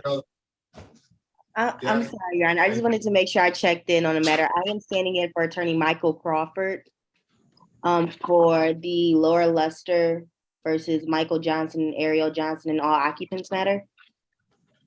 All right, I have you checked in. Is Michael, are the Johnsons here? Ariel Johnson, did you want to, good morning. Yes, I'm here. Did you want to speak to counsel or can I put you in a breakout room with Ms. Warfield? You all try to figure it out. I mean, honestly, we can't. I mean, I don't live there anymore and I've been trying to return the keys for months. All right, well, yes, we would love to have a conversation then. Yes, ma'am. Sounds like this is ready to be resolved. So absolutely. Ariel Johnson, we're gonna put you in lucky room number 11. And Ms. Warfield, you as well. Let's see, where are you on here? And I'll also give you host privileges, just in case you all get stuck. All right, let me know when you're done, and let me know when you come out of there. Call your case. All right, let's see, Mr. Cohen. Your Honor, this is Attorney John Scott. Do I need to check in for my client is a landlord Patterson Sini? no, I can't. I have one brain and two hands and two ears, and I'm trying to I think I've maxed them out right now. So give me one. Yeah, I understand. All right. All right. You're checking in on what case? Patterson City is the plaintiff, the landlord. It's 2022 394888. Okay. Landlord tenant. I didn't see you on the Zoom. It's great to see you. Oh, okay. Thank you, Honor. Looking at the screen, you said this is at, did you see that? I'm sorry. Yes. I'm sorry. Attorney Scott, could you give it to me one more time? Okay, 2022, then it's 394888. Okay. Patterson versus Terry. Yes. Okay, Patterson Sine versus Brianna Terry and Robert Cross. Okay. Oh, Patterson City.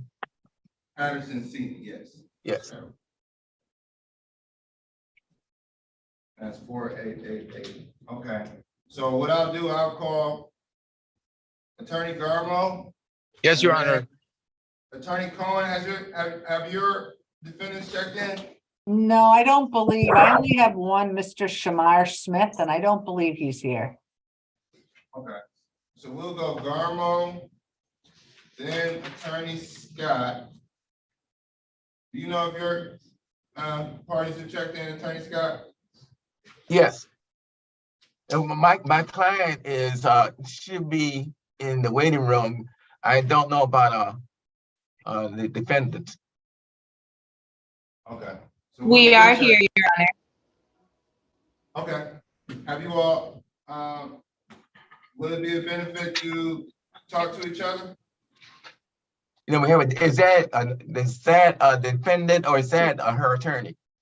Those are both defendants. That's defendant Terry and Cross, and I don't believe they have counsel. Okay, we could go in the breakout room and. We have not spoken to counsel, Your Honor. Okay, do you want to speak to counsel before speaking to Attorney Scott? Yes, please. All right, have you all, please put your hand up. And can I have someone from legal counsel speak to Ms. Terry and Mr. Cross? It's a way to put your hand up in the chat. The goal is not to sit here if you need to speak to legal counsel. Plaintiff's attorneys are not evil people.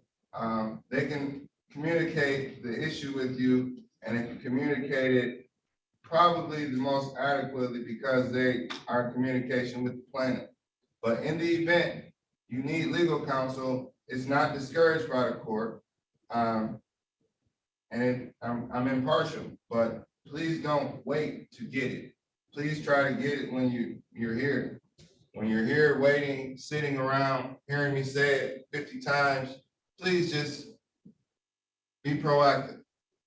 Because I can't call the cases until you all have spoken to counsel, unless you elect not to speak to counsel. So, Mr. Scott, I'm not going to call your matter until parties have spoken to counsel, but in any event, you are on the radar. So, Okay, thank you, Your Honor. You're welcome. Calling case number 22394630. This is Al Duez LLC versus Jacqueline Travis and all occupants of 7245 Evergreen Avenue. May I have appearances for the record? Your Honor, for the record, I'm sorry. Your Honor, for the record, Marshall Garmo appearing on behalf of the plaintiff. And Your Honor, if I may, I have been dealing with the attorney for the defendant. We worked out a plea, a consent judgment, Your Honor. Can I have a fax number or an email that I can email or fax the consent judgment? Sure.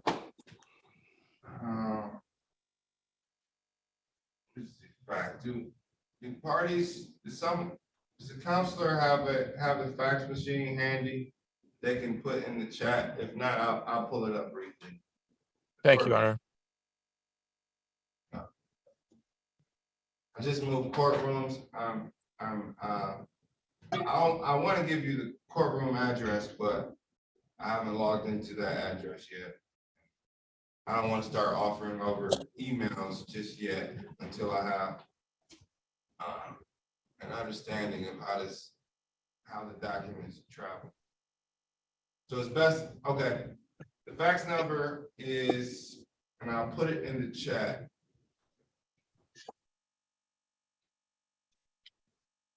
313-965-3951. If I may repeat, 313-965-3951. That is correct. Thank you very much. Appreciate it. You are welcome. Would you like to put the terms on a record, or will you just be sending in a consent judgment? The only thing, Your Honor, that the defendant will leave on March 3rd. We're waiving any money damages, and so she's leaving on March. If not, writ of eviction will be entered. But it has been approved by the defendant's attorney. And I will note on the record that defendant's attorney did appear earlier in this hearing and provided me with the same information and is in agreement with you, counsel. Thank you, Honor. You're welcome. You are Also? welcome. Okay. Bye, everybody. Bye-bye. Judge, do I need to check in?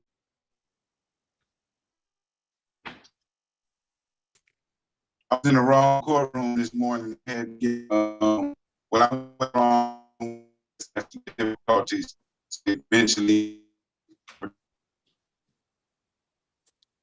What's your case number?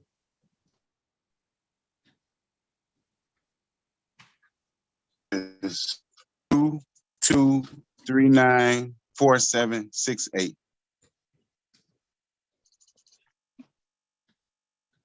Ms. Sanders.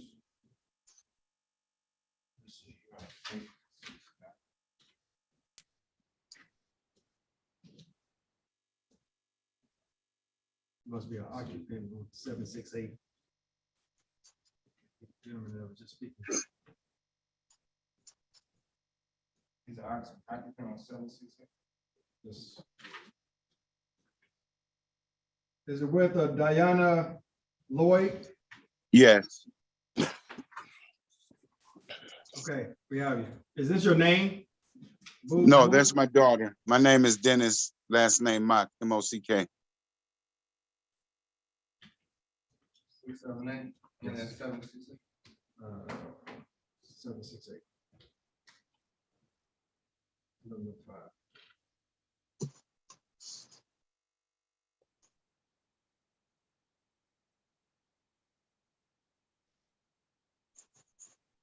Ms. Schwartz.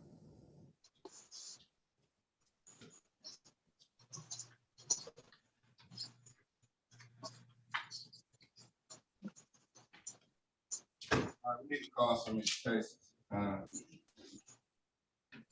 Mr. Fortuna.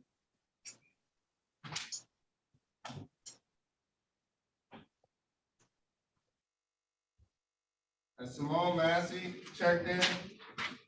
I do believe she has, Your Honor. I do see her on Zoom. I was hoping to be joined into a breakout room with her if possible. Absolutely. Thank you so much. All right, good morning, Ms. Massey. Good morning, Judge. I was in the wrong courtroom as well. All right. That's why we're waiting around a bit. I'm gonna put you all in room 15. Okay. Thank you, Your Honor. You are welcome. Judge, this is Alan Dyer. Would you like to get your defaults going? Hello, Attorney Dyer. Hi there again. I've got 5 defaults from 9:30, and I think one case where the defendant was here and was speaking with counsel. I'm hopeful that they're ready to go, as I've got a bundle of other courts coming up soon.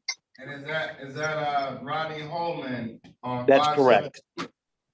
Yes. And Mr. Attorney Brown, are we ready to go on 572? I was able to get a hold of my client. I think she hopefully was successful in logging on here. Virginia Starkey, are you here? Judge, I think we just mixed the two cases. 572 was not Mr. Brown, it was Mr. Keenan. And it sounds like my client is not here in any event. Yeah, Judge, I did speak to Mr. Holman at Lakeshore. We have a conflict with him, so I wasn't able to give him advice. I did provide him with the contact information for other legal services organizations that wouldn't have a conflict potentially. His first court date was also a Tuesday, so he might have spoken to Lakeshore and we weren't able to really help him because of that conflict. If it's possible to, I gave him that contact information so that he could try and get a legal aid attorney, not with our organization. But if it's possible to set this for a date where MLS or UCHC is on the docket, they may be able to help him. Our hands were pretty tied. I couldn't go into detail. For a day, I'll consider it. Thank you for the update, counsel. But I recognize the issue of, I'm gonna allow him to ask for a date if he asks for it. But thank you for the attempted advocacy.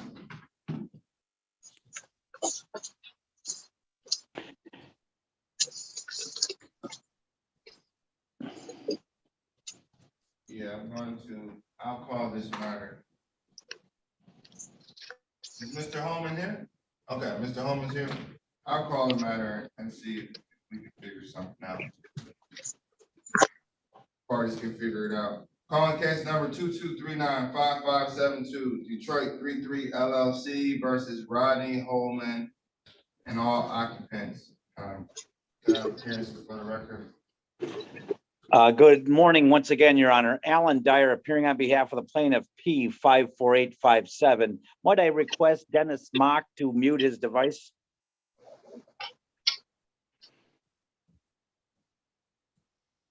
Thank you. Mr. Holman, can you state your name for the record?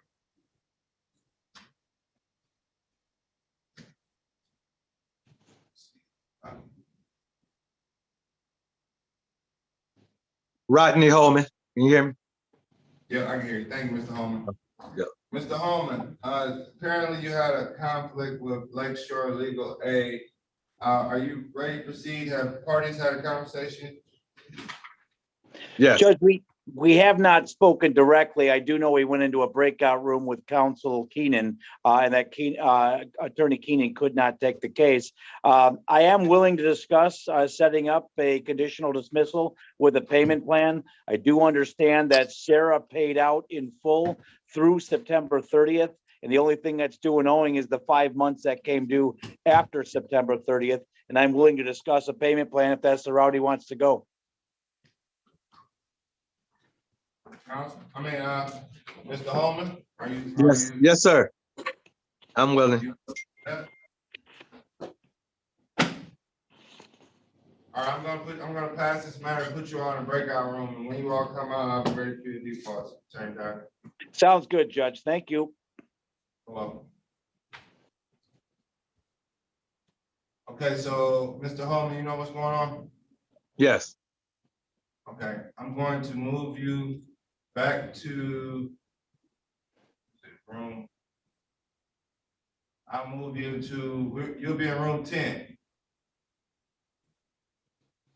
Okay. Thank you, sir. Well.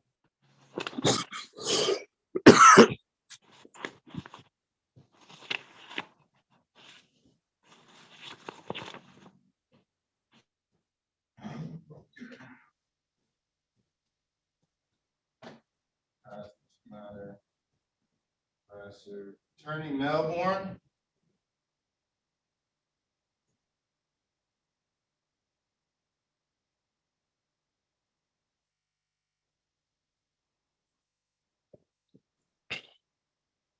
Mr. Green.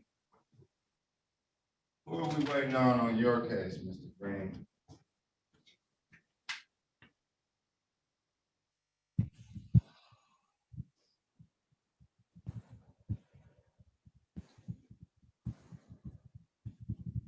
Brian Green.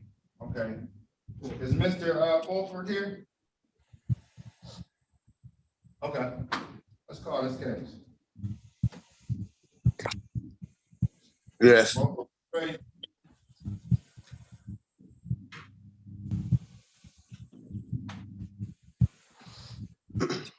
Alright. 6, 3, 1.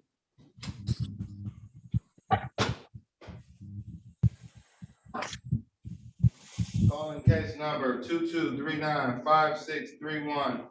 Denard Fulford versus Brian Green and occupants of 12161 North Lawn. Can I have appearances for the record?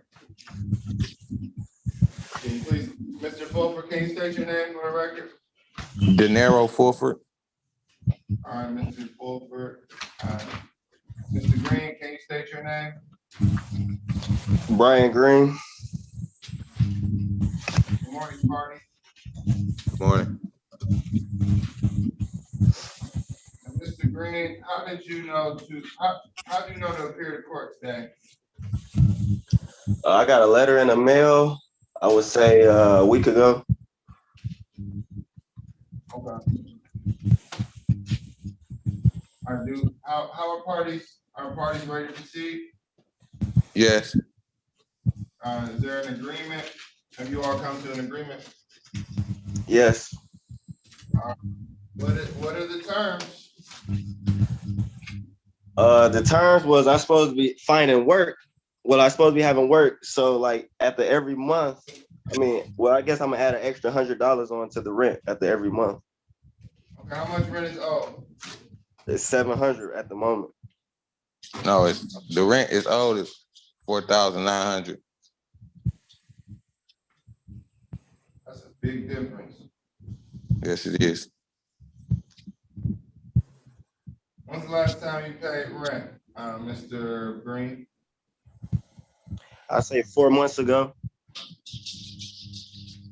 Which No. fourth is that? Pardon me? When's the last month you paid rent? What month is this? February, January, December, November, October, September. Like August. Okay. And what's your monthly rent? 700.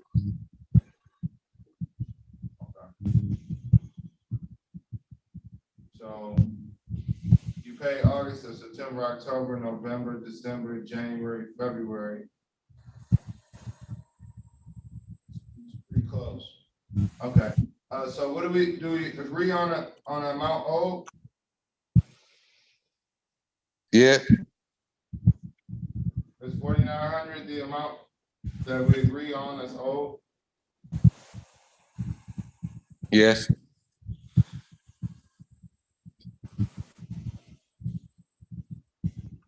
Mr. Green? I don't know. I don't know the amount that's owed. I don't know. Okay. All right. So when can you pay, or you all said you had an agreement worked out? What are the terms? The terms was I supposed to be starting my job. I was going to put an extra $100 for every month. So my monthly rent is $700. I was going to try to pay $800 a month. And with any extra money, I was going to try to make a weekly payments if that was possible. But I'm just trying to get my payment down. If I can get any help with the city or the state or anything, I would like some help, because that's really a high balance. And I'm just trying to, I'm not trying to be on the streets or anything, but I do want to pay my landlord as well. All right, so what can you pay him? Can you pay? All right. Mr. Fulford, what do you want? Well, I just told him to make a first payment next month. He can start making the first payment next month, and then just pay on time after that. I'm gonna find good cause to adjourn this matter to March 13th at 9:30, okay? Okay. March 13th, that means February. February is already due, and then March will be due. I want parties to set up a payment plan in the meantime. That'll give you, Mr. Green, some time to set up your payments and build some good faith with Mr. Fulford. And Mr. Fulford, you know if he's serious and able to finish up by that time, or you'll have a better sense. So I know we're in court right now. You all come back on the 13th. The parties are taking care of business. I'm pretty sure you all have an agreement by then. Does that work? What day you say is the next court date? 313, March 13th. All right, thank you.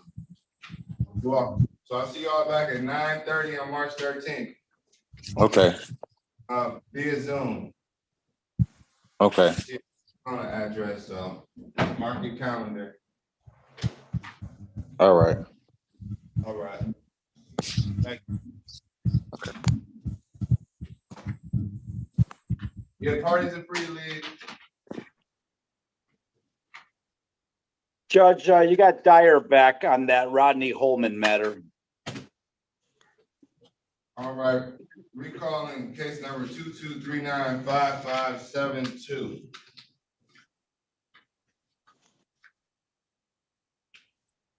Could I have party appearances?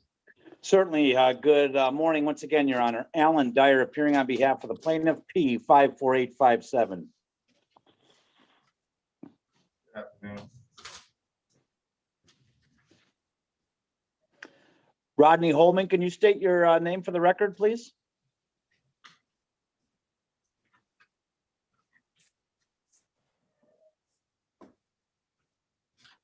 Rodney Holman.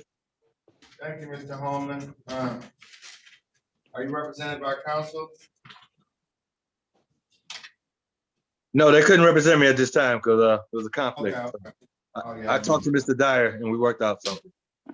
All right, what did we work out? Judge, we did discuss the matter and have come to the agreements of a proposed conditional dismissal with the following terms. There's currently due and owing to plaintiff $3,750 in arrears, $155 in costs for a total of $3,905. The conditional dismissal will provide for a payment plan of $850 due by February 10th. Mr. Holman alleges that he's already made that payment, though I don't have any confirmation yet. And then the further payments will be $250 by February 17th, which is a Friday, and $250 every Friday thereafter until his account's current. And he did give me permission to sign his name and my name and to submit that CD to the court today. Is that your understanding of the agreement, Mr. Holman? Yes, sir. All right, well, the conditional dismissal is granted and I'll be looking out for the document to sign. Good luck. Great. Thanks so much, Judge. Looks like all I've got left is the 5 defaults. That looks accurate. Your Honor, real quick, could I have breakout room privileges so I can speak with my client before you call those? What happens if you leave, you lose your privileges? Yeah, that is what happens, unfortunately. Sorry about that. No, it's all right. Just keep moving. Just keep moving. Attorney Cullen, are we ready on 869?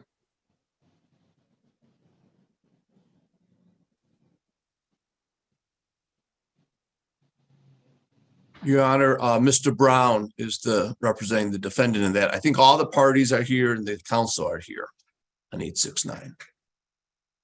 Okay, I'm ready to call it. Well, everyone's ready. But I think he just went into the breakout room. Let's choose. Okay. And Judge, if I may, as I said, I only have 5 defaults from 9:30 and I've got some other commitments I'm going to have to run off to here shortly. Let's do it. Thank you. Calling case number 22395566. This is Shamika Hudson, Trade Winds Development Group versus Shamika Hudson and all occupants of 19752 Goldburn Avenue in the city of Detroit. Good morning, once again, Your Honor. Alan Dyer appearing on behalf of the plaintiff P 54857. I don't believe the defendant has checked in, and I would be requesting entry of default judgment.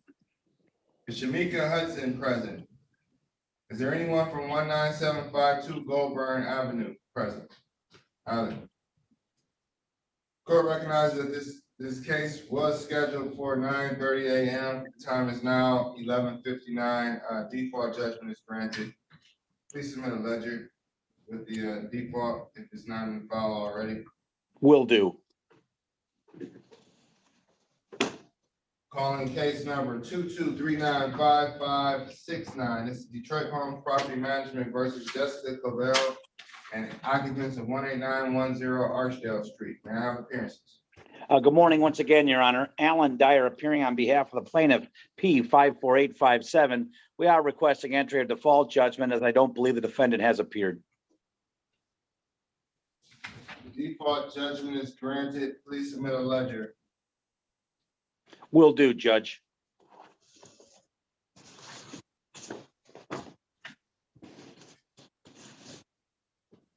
Calling case number 22395571 Detroit Homes Property Management versus Desiree Matthews and occupants of 18430 Griggs Street.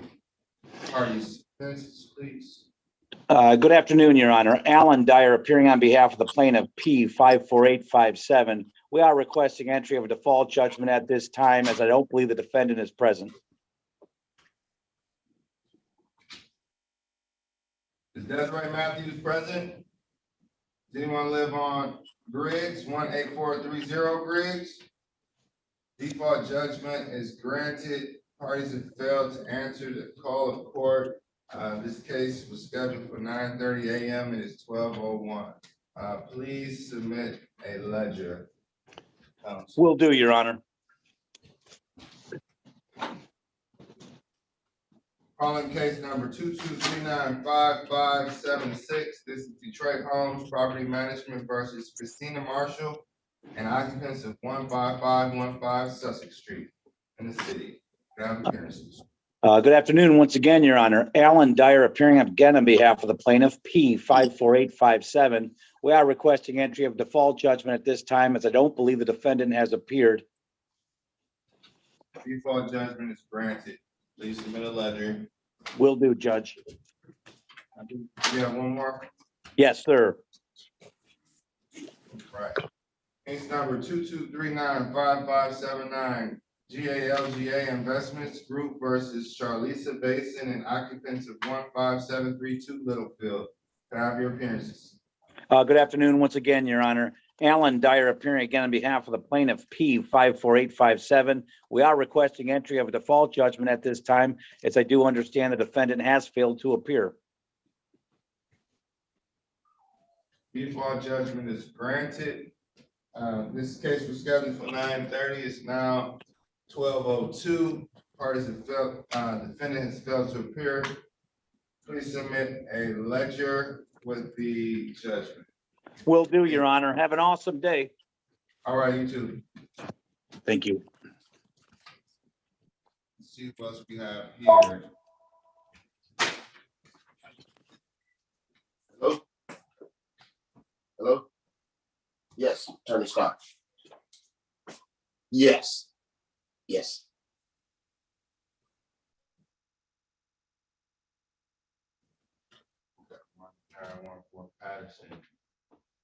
Not sure if maybe you'll take a default on my 1045 matter. I think that's appropriate right now.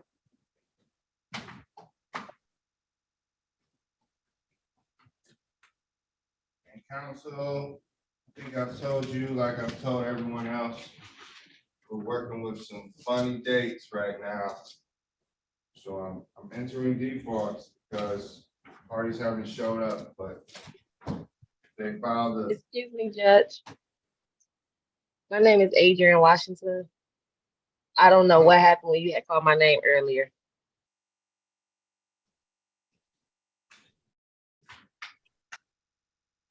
What's your case number? I don't have it on Alright. me at the moment. All right, well, hold on 1 second, because I need to Okay. call this case.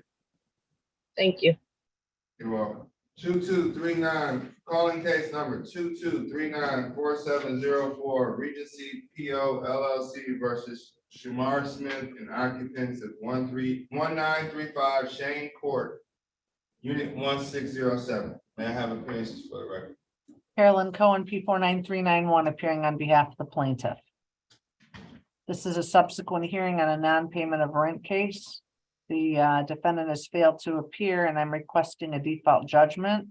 There's currently $9,718 owed in rent, $159 in costs for a total of $9,877. Thank you, counsel. And as stated, defendant failed to appear. This hearing was scheduled for 10:45. It's now 12:05. Default judgment is granted. Thank you for notating the amount owed. And if additional amounts become due, just notify the court of the change and how you came to the change. So. And what would you like me to put as a writ date, Your Honor? 28. 28th, you said? Okay, thank you so much. That's the originally scheduled date, so default is granted, but in the event that they, I just don't want a judgment coming through the mail before that date. Okay, Thank you. Is this it for you today? yep, that was all. Thank you so much. Have a great day. You too.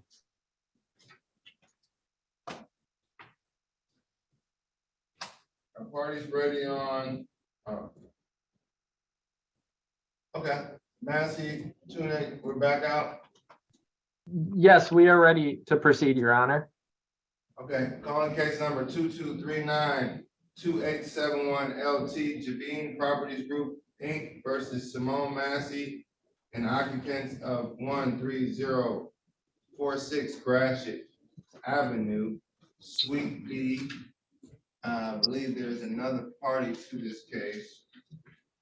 There is, Your Honor. It would be a Hookaholics LLC. And also a matter defending in this case, Hookaholics LLC and all occupants. Could I have appearances for the record? Good afternoon, Your Honor. Patrick Fortuna appearing on behalf of the plaintiff, Javine Properties Group, Inc. My P number is P81281. Simone, if you can provide your appearance to the court. Oh, Simone Massey. And I don't have a representative for Hookaholics. So nobody's representing, Simone, you would be representing Hookaholics. Oh. well, technically she can't represent Hookaholics, but she's here for, Yeah, to give you a little context, Your Honor, with respect to the last hearing, the court did order the Hookaholics LLC to retain counsel, given the fact that it is an entity. At this date and time, I've been informed by Ms. Massey, who is has been acting as the authorized representative. She signed on behalf of Hookaholics LLC at the time of the lease. She is advised that she has not retained counsel. That said, we still have entered into a proposed consent order for conditional dismissal in this matter regarding Ms. Massey and Hookaholics LLC and all occupants. okay, all right, so let's put the terms on the record. With respect to the consent order for conditional dismissal, Your Honor, the case will be dismissed without prejudice, subject to the following conditions. Defendant the parties have ultimately agreed to terminate the commercial lease dated July 19th of 2022, whereby defendant agrees to fully and voluntarily move out by March 3rd of 2023. Defendants have further agreed to pay an agreed listed arrearage of $10,100, which will fully release defendants from any further arrearage as due as of today on this order. Defendant's security deposit has been agreed to shall be immediately be applied to that $10,100 balance. With respect to the remaining balance of $8,000, defendants have agreed to pay $1,000 every 2 weeks, beginning on February 21st, 2023, and continuing in the same manner until fully paid as of May 30th of 2023. Defendants have agreed to waive the 56-day period to file the application order of eviction if defendants fail to fully comply with the terms under this consent order for conditional dismissal. With respect to the further terms, the defendant is not waiving their 14-day period, right, with respect to an affidavit of default. So 4A is checked. Partial payment by the defendant will not prevent the issuance of an order of eviction should a judgment be entered after default. And then with respect to MCR 4.201I, the 3-day business rule, that was explained to the parties as well. I have Ms. Massey's electronic signature with a time-stamped copy of that, and then also my signature for submission to the court this afternoon. Thank you for the thorough summary. So after the security deposit, $2,000 is taken from the security deposit. We're with $8,000, and what's that monthly payment agreement? So, yep. So the total listed arrearage that the parties have agreed to pay is $10,100. And that would be applied from the security deposit, which is currently $2,100. So the remaining balance is $8,000. And Ms. Massey and Hookaholics LLC have agreed to pay the $1,000 every 2 weeks beginning on February 21st, which would end on May 30th of 2023. And a vacate date by March 3rd. Yep, and then it would be a full involuntary move out date of March 3rd of 2023, Your Honor. Okay, is that your understanding of the agreement, Ms. Massey? Yes, it is. Okay, well, this concludes this matter. Conditional dismissal is granted. Both parties understand the terms of the agreement and consent to it. I'll sign it once it's presented to the court. Thank you so much, Your Honor. You have a great day. And thank you for the warranty deeds, the other deeds, and documentation. This file's grown a bit. So you all have a great day. You all. Thank you so much, Your Honor. Massey. You too. Bye. Bye-bye.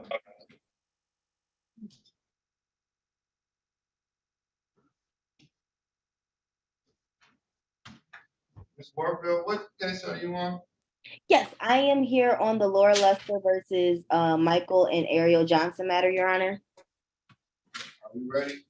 I am, Your Honor. We didn't have an opportunity to speak in the breakout room. We'll be seeking a extremely brief adjournment, Your Honor, just for the former tenant to provide proof of documentation that she has vacated the property. And Your Honor, I mean, yes, as soon as you just say this again. So what's the last three? Of the case number, 1 second, it is, why isn't it? I just had it up, Your Honor, I'm sorry. And Attorney Scott, you're on deck.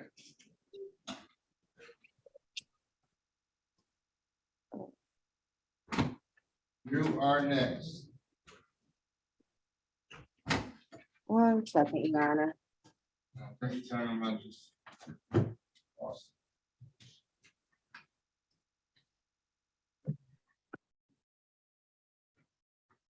Not letting me.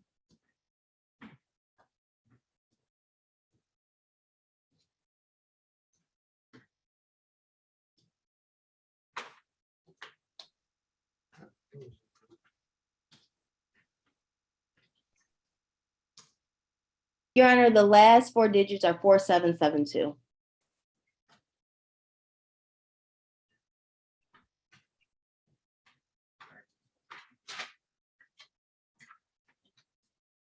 Calling case number 2239477 Laura Lester versus Michael Johnson Jr. and occupants at 18306 Freeland in the city of Detroit. May I have appearances for the record?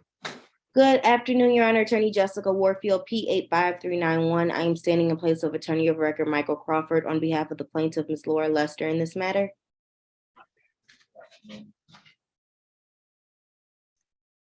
Good afternoon. Is Mr. Johnson here? No, just Mrs. Johnson. Okay. Good morning. Good morning. afternoon, Ms. Johnson. Good afternoon. State your name for the record. Yes, Ariel Johnson. Thank you. And you reside at 18306 Freeland, correct? No. Your Honor, that is one of the reasons why we are seeking a very brief adjournment. Ms. Johnson has indicated that her and her husband have vacated the property. So I am asking the court to give us a new date as soon as possible, just so Ms. Johnson can forward me over the documentation to prove this. I would, upon completion receipt of that information, I will be more than willing to submit a dismissal to the court. So you may not even have to come back. Okay, I'm gonna give you a March 13th date because that will allow, I know that that date is free. That will allow us to get the dismissal. Well, that's very far out, actually. Yeah. Yes, please. A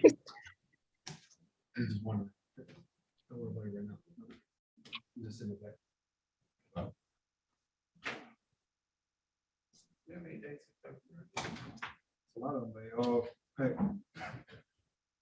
There's a lot of it. Yeah, it just depends on which one you want. Let's go February, we'll go February 22nd.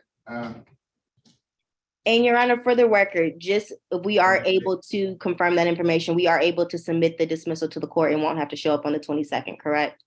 Absolutely, we have 44 cases on the 22nd. So 37 on the 23rd. and 37 on the 23rd. So this is if it's a dismissal, please submit it to the court and we'll sign it, and then that case will get pulled anyway. So we'll know we're not showing. If not, I'll see the dismissals in the file. So that works. If it works for you, it works for me. That works, Your Honor. Thank you. You are welcome. That's February 22nd, 9:30. Hopefully parties don't have to come back. Good luck, Ms. Johnson. Thank you. You're welcome. I didn't get what happened with Brandon, so I'm just.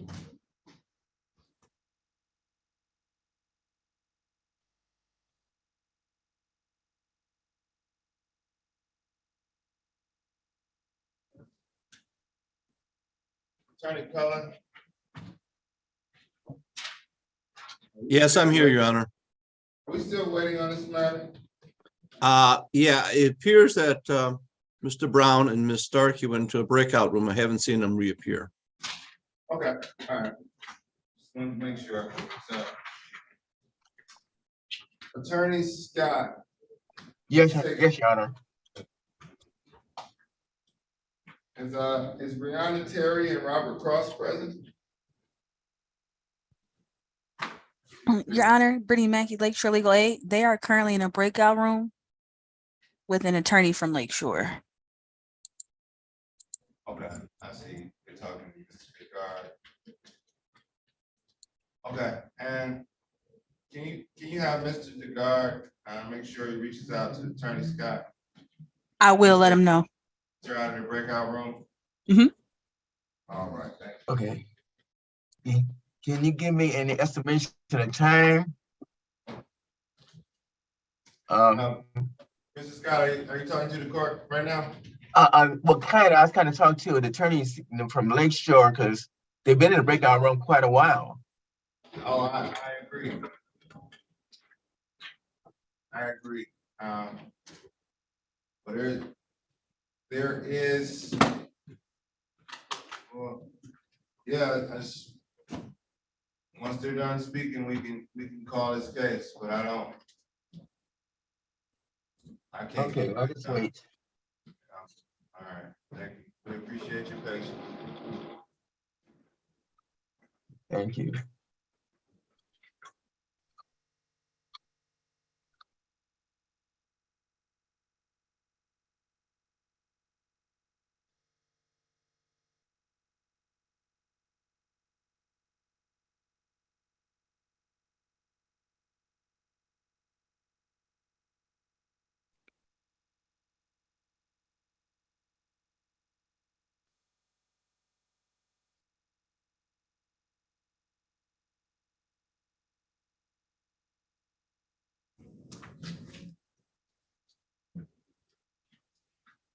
Calling case number 22394768, Tobias Jones versus Diana Lloyd.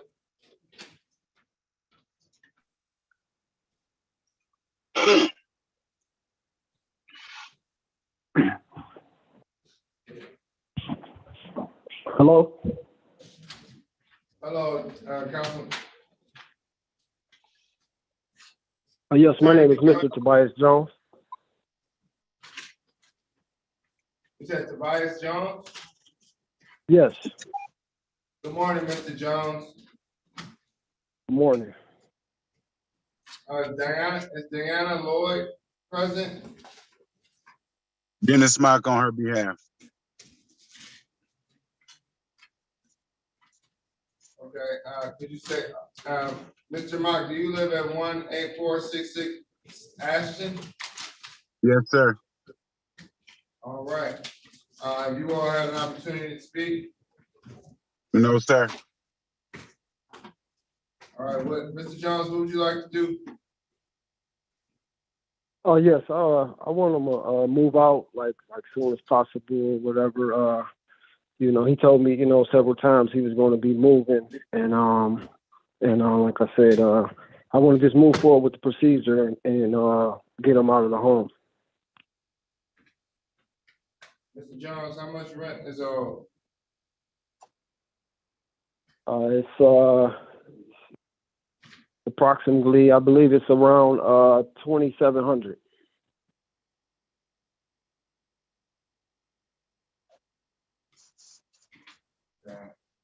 Mr. Mock, is that accurate? No, it should be just for 2 months because I got a letter that he How much you owe restarted. rent, Mr. Mock? I was under the impression it was 900, but I was giving him 1,000. He was getting 750 from Section 8, and I was giving him 300. So he was getting 1,150. You were giving him 300 and he was getting 1,000. He was getting 750 from Section 8, and I was giving him 300 additionally. So he was getting 1,050 a month. And when did that stop? It stopped for just 2 months. Then they started it back last month. I got the paper. Well, what it was is the Section 8 has stopped October 31st, and you know, so I didn't get paid for November, December, you know, and so the Section 8 kicked back in February, and I called the Section 8 and told them that we're in the process of I'm evicting him, that I want him out the house, you know. But so they still send the check. Yeah, but the whole thing is Section 8 was terminated on October 31st, you know, and now we went to court in December. It was adjourned to February. It was returned to February, you know, and then I don't know if they called Section 8 and have them put the Section 8 back on there. I guess they sent one payment in or whatever. And I seen one payment, and when I seen the payment, I called Section 8 and made them aware. Mr. Tobias Jones, are you aware that this person could be out of shelter if he is evicted? Are you aware of that? I heard you say whatever. I said you responded. Sorry, am I aware of what? Whatever. I'm sorry, Your Honor. You said, am I aware of what? No, you said whatever. You said whatever to the rental amount. Do you have a ledger for this? Is there a lease agreement for this matter? No. Oh, yes, it is. It's a lease agreement with the original person, sir. He wasn't in the picture when they moved in. He came in later.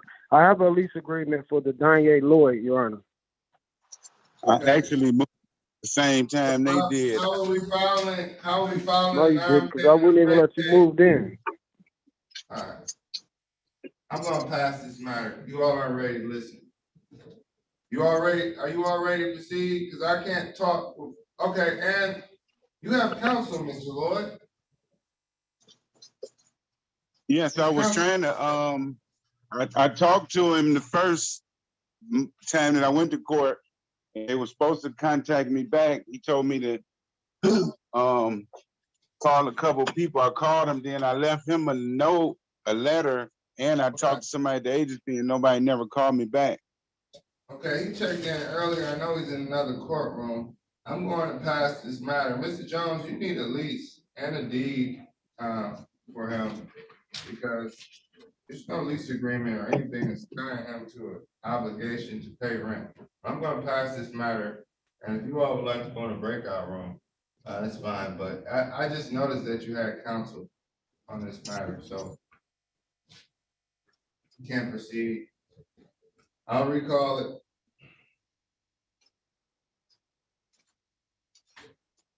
Calling case number 22394888. This is Patterson Sine versus Brianna Rose Terry and all occupants at 14799 Woodmont Avenue in the city of Detroit. Can I have appearances for the record? John Scott, P24697, appearing on behalf of Patterson Sine. Thank you, Mr. Scott. You're welcome, Your Honor.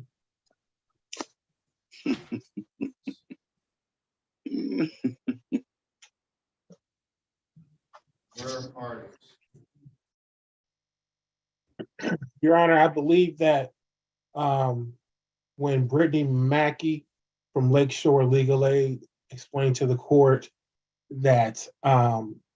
DeGard was in a breakout room, I believe Mr. DeGard is trying to get power back on at his home right now. Is that so? That's what the holdup is, Mr. Scott. This is Attorney Tate, P57767 with Lakeshore Legal Aid. I just wanted to apprise the court and Attorney Scott of what the delay is with Mr. DeGard. Okay. Ms. Terry and Mr. Cross, I see I sent you back into the main room. Good afternoon. Good afternoon, Your Honor. afternoon, Judge. Have you all come up with an agreement? Have we worked something out? We spoke with legal aid, and we do have a request to make. All right, I'll wait until your attorney gets here to put it on the record. Okay. Court has notified by counsel that the attorney of record, Mr. Scott, is having some technical difficulties with his power right now, so we can't. It's not in the best interest to call this case until parties are present. It is noted that Attorney Scott is present and has been patiently waiting for this matter. Yes, Your Honor, and Mr. Sine also. Yeah, Patterson Senior's actually still on the line too. Okay, thank you. Thank you. And Mr. Senior is present as well. And is that you, 1914 Patterson? I noticed the yeah, I'm Patterson Senior, the landlord. Okay. Just sit tight. We don't have that many cases left, so okay. Just asking for your patience. Your Honor, this is John Cullen. I believe Mr. Brown is back from the breakout room. I am back. I think we're ready on that case. All right, calling case number 22393869, River House Cooperative versus Virginia Starkey and all occupants. May I have appearances, please? Good afternoon, Your Honor. John Cullen, P36800 on behalf of the plaintiff River House. Connor Brown, P79949 on behalf of the defendant. Thank you, counsel. Your Honor, I can give you an update. I just spoke with my client. This was adjourned last time because of a pending ERAP application. It sounds like that was approved, but there was an issue with the amount. We need to submit an up-to-date ledger and have them make a correction. It's my understanding from speaking with my client that they will pay up to $25,000. So we may be able to actually get most of this taken care of. There's also apparently my half. Oh, how much is owed, Council? Your Honor, the current amount as of this month is a little bit over, is 27,753. There have been no payments. She has 2 units at the River House. There have been no payments at all in 2023. No payments in 2022 for one of the units, and a single payment in January of 2022 for the other unit. Okay, is this all filed? Is it? She has 2 units, you stated. Yes, she has 1105 and 1106. They've been combined to basically be a single unit. Oh, they've been physically combined? Yeah, so they're billed separately, but it's a single unit. Okay, if one person's in one address, they can get to the other address in the same. Right, they're adjacent units, Your Honor. Yes, there's an entry between the two, an interior entry between the 2 units. Is that your question? Why didn't you file 2 evictions? Because a person can't be evicted out of one because they'd still have access to both.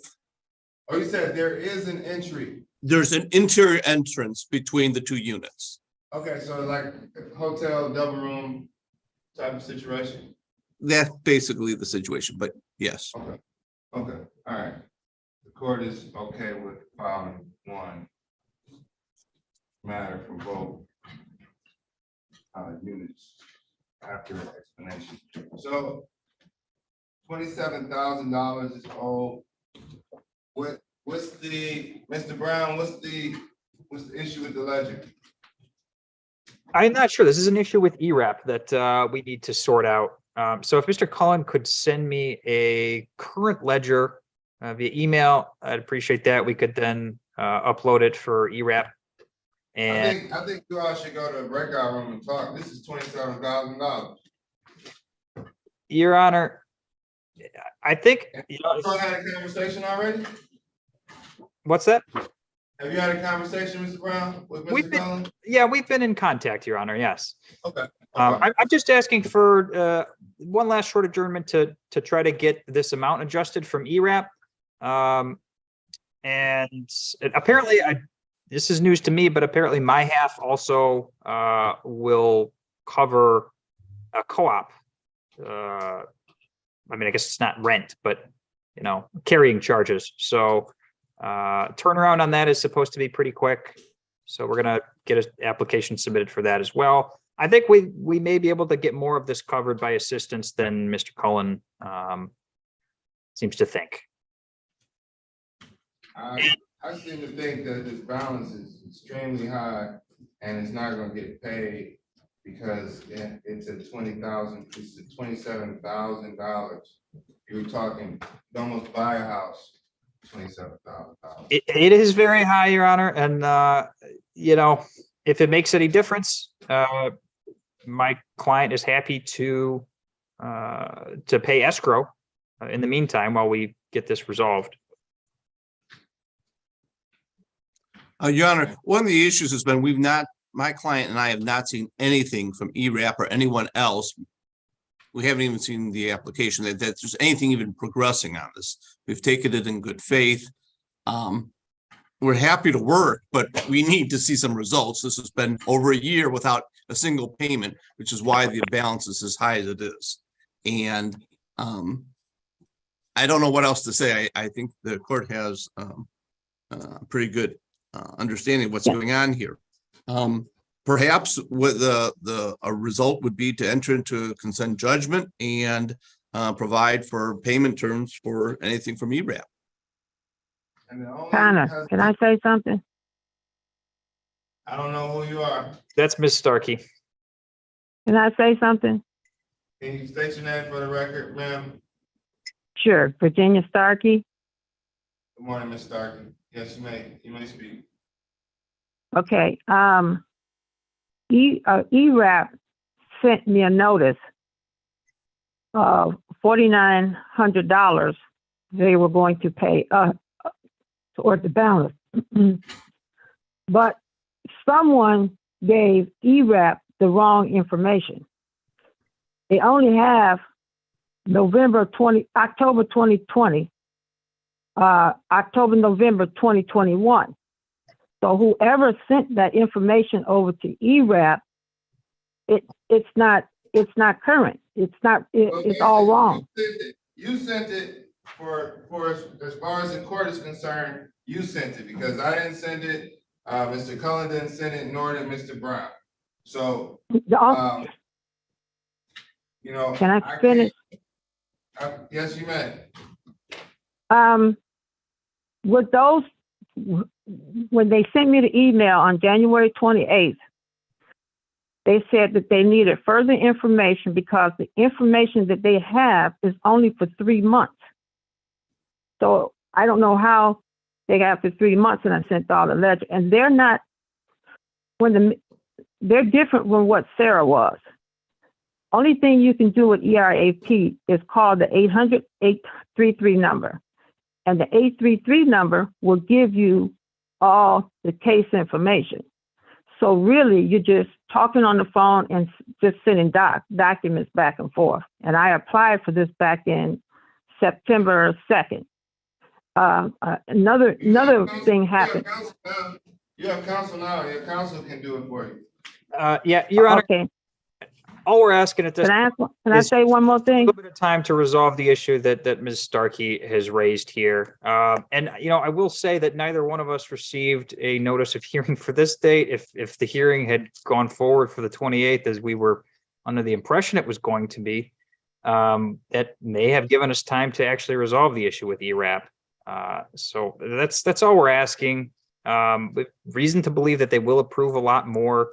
She's willing to pay escrow. So I can't see any reason that plaintiff would object here. May I speak, Lord, Judge? Your Honor, one of the issues is that we have no understanding, proof. We haven't seen anything that Ms. Starkey theoretically has done or any confirmation of what she's saying in today's. Mr. Cohen, not to cut you off, but I did. She was able to forward me a confirmation of the award today, just now, so I can pass that along if that will. I mean, that certainly doesn't hurt, Your Honor. We're willing to adjourn this for a short time frame, 30 days or something, perhaps. But at that point, it's got to be concluded. This has now been a year. I appreciate Mr. Brown's offer to start paying escrow, I assume immediately, correct? Ms. Starkey? March 1st. That work? Well, I mean, we're already 27,000 behind. I guess, Your Honor, it comes down to when you can Okay, we can come back reschedule. March 3rd. I'm sorry, what? We can come back March 3rd. That would work for me, Your Honor. Judge, can I just say one more thing, please? Sure. Okay. I own a boutique called V's Boutique. In the building where I live, I was on the ground floor. In 2019, up until 2019, I was never late on my rent. But they evicted me out of my business. And when they evicted me out of my business, that's when all my carrying charges, my other fees became a problem for me, because I had to move from River House all the way to another building, which didn't have heat or electric. Now I have heat in the building, but I still don't have water in the building due to the city. So all of my issues started when the manager and the board lied and said that I was subleasing to another person, but the person had lost his job, and I told him. I don't understand. I don't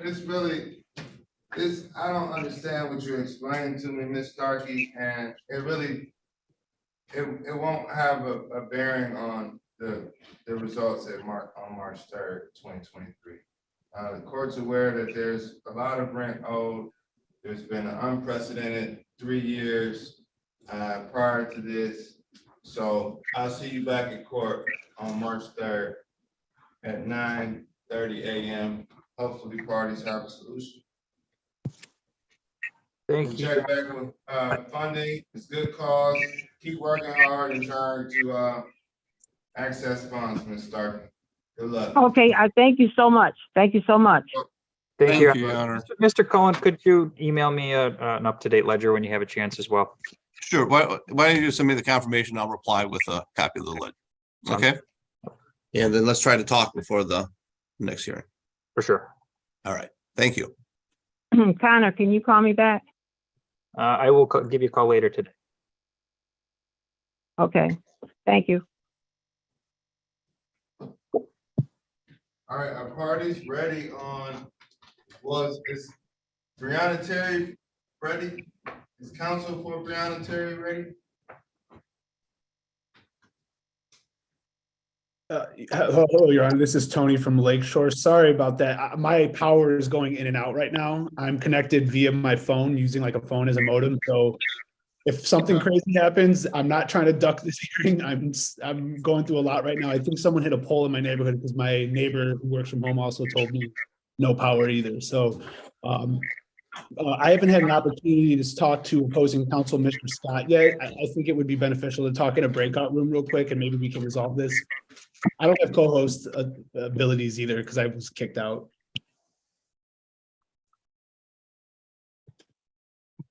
Room 5.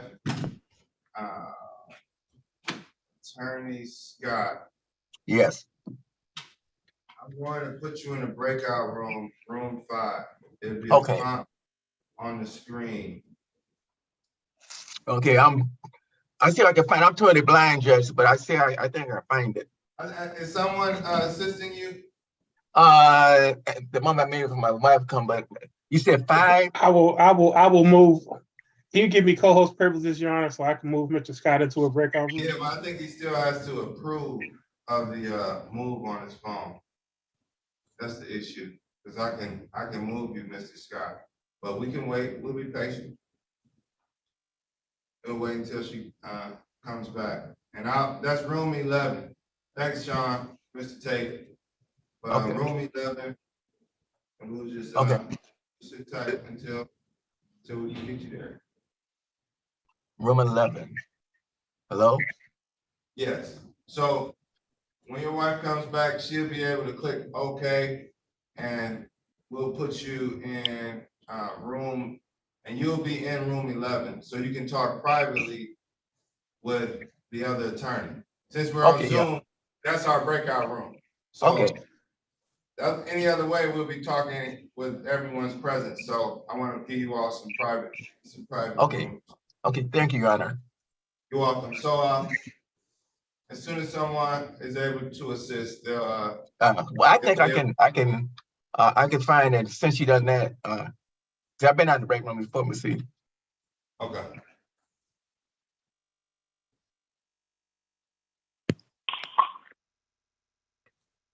Hello, yeah. Hello. Good morning.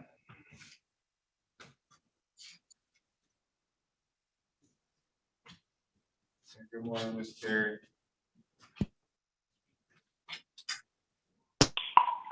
Good morning. I was just saying good morning. I mean, good afternoon. Just saying hello. You and the baby. Hi, Your Honor. Say hi. Okay, don't say hi.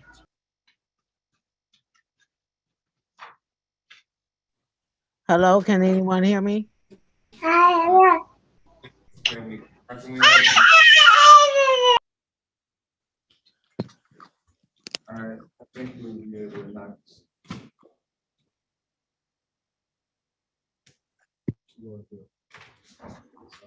Can anyone hear me? Yes, we can hear you. I would like to call this case. Ms. Payton, can we help you? How can I help? How can I help? Okay, thank you. I can hear you, but I don't understand what the purpose of, what's going on? Can I help you?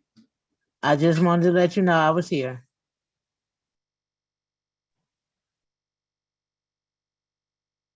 662, 1045. Just been gone.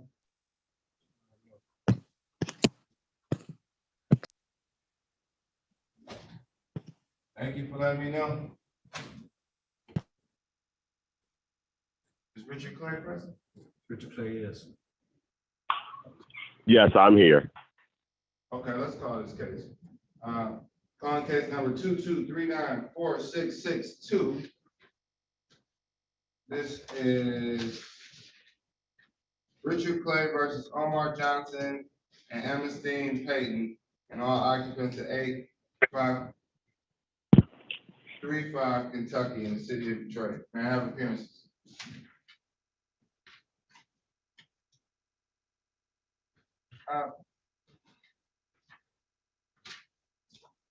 Mr. Richard Clay, can you state your name for the record? My name is Richard Clay. All right, thank you, Mr. Clay. Thank you for your patience. Does anyone reside at 8535 Kentucky? Yes, Ms. Payton and Mr. Johnson do. State your name for the record.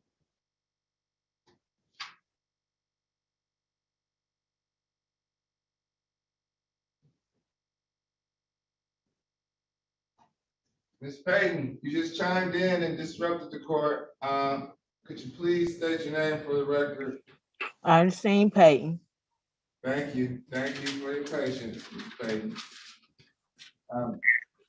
The parties had an opportunity to discuss this matter.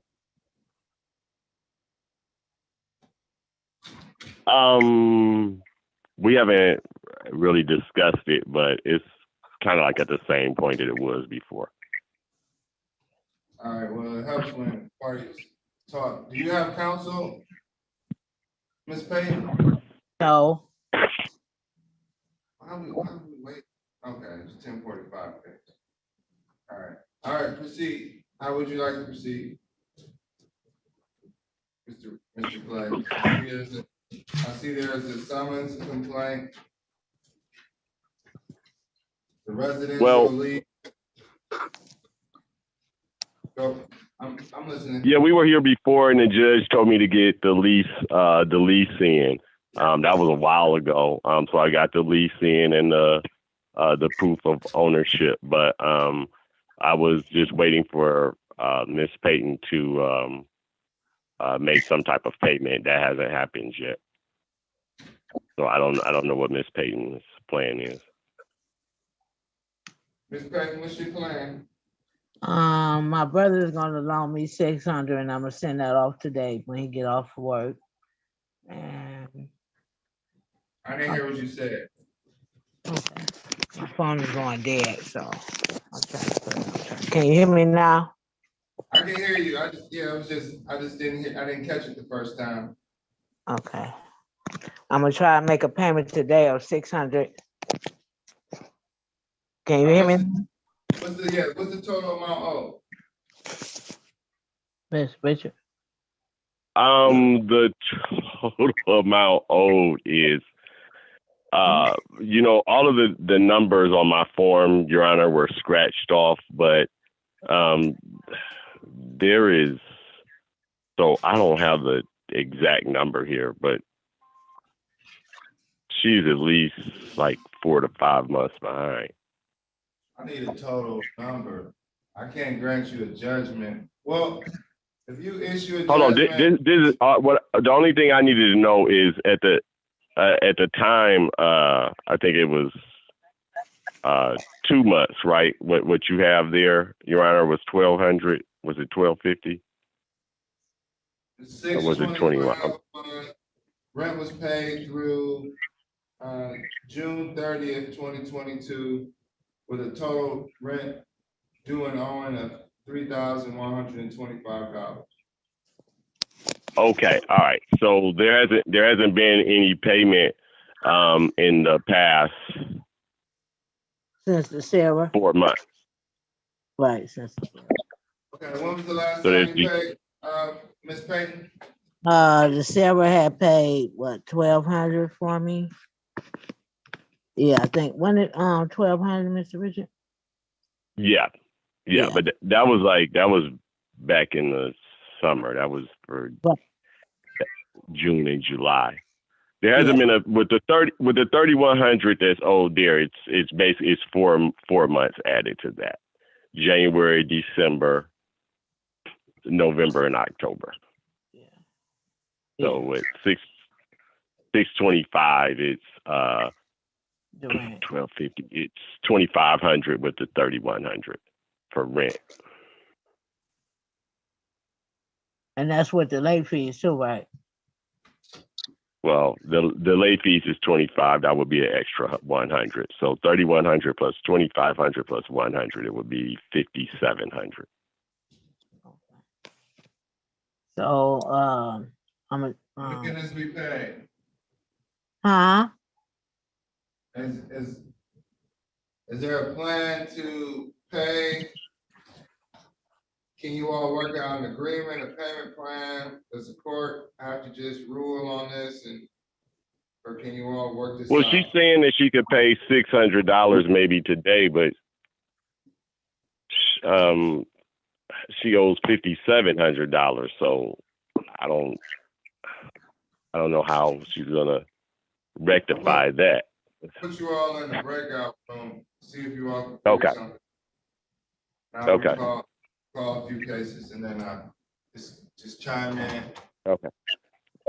All right. Thank you. I'm gonna put you all both in room 3.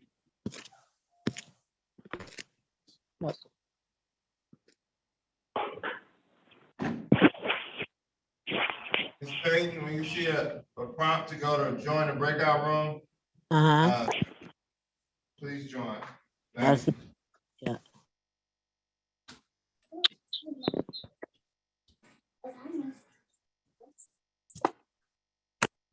Like 1, 2, Mr. Bajani and Mr. Cox. Mr. Porka. I just have one. Johnny case, so I'll call that first. Then, Mr. Horka, you have 4. I think I have 3 left, unless you have something additionally. You're doing Cox? Yes. Got 898, 738, 563, and 734.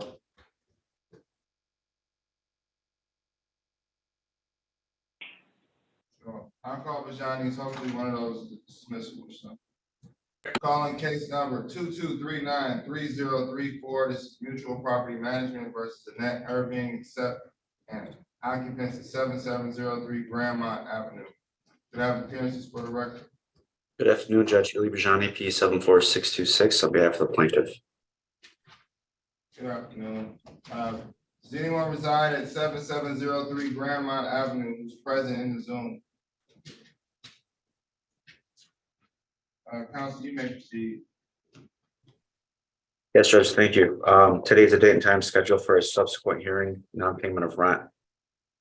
There's been 2 previous adjournments, and the current balance to retain possession with costs is $5,384.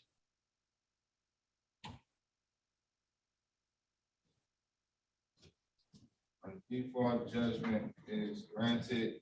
The court is in receipt of a management agreement. As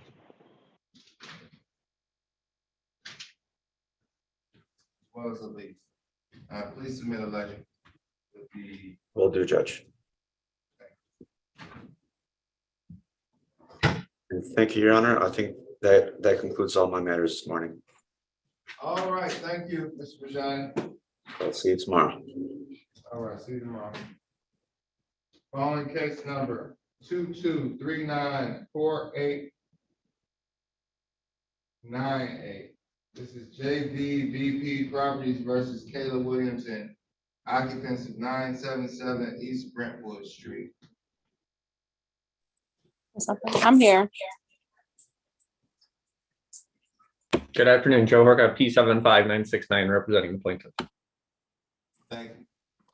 And someone, Ms. Williams, can you state your name for the record? Shayla Williams.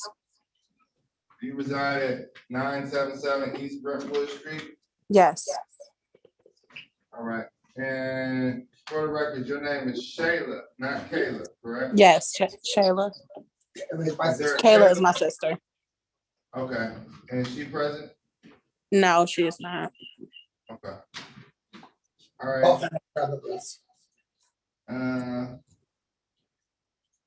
Have you, okay. Have parties had a conversation? Have you all talked about this? No. What do you want to do? How much rent is owed? The letter's saying 4,940. Is that what you believe it to be?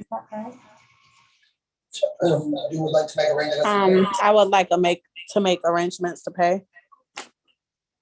Okay, I'm gonna sit you all. I'm gonna put you all in the breakout room. I think you all can work this out. No need to talk on the record. When you come out, I'll call the rest of your defaults as well. I'm gonna put you all in room 12.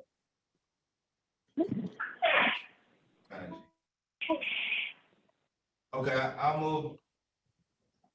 Yeah, room 12. Not shade. I'm gonna put you in room 12.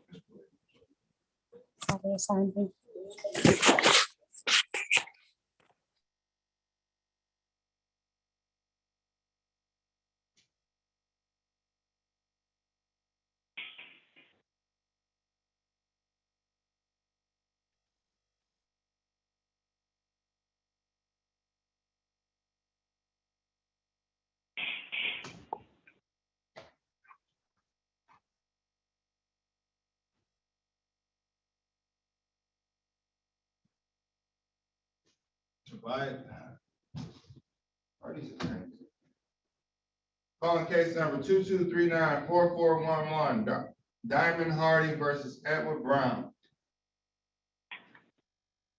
Diamond Hardy present. Edward Brown present. This is an impro per matter. Court finds good cause to adjourn this matter to February 28th, the original court date, at 9:30 a.m.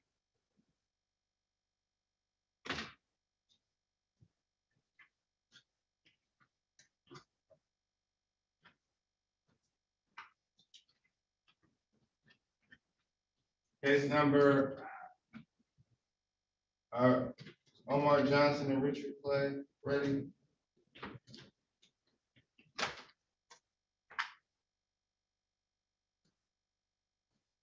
Ms. Scott's in the breakout room. All right, attorney, hang on, put them in break. Carruthers. Earl Carruthers here. Matthew Palis.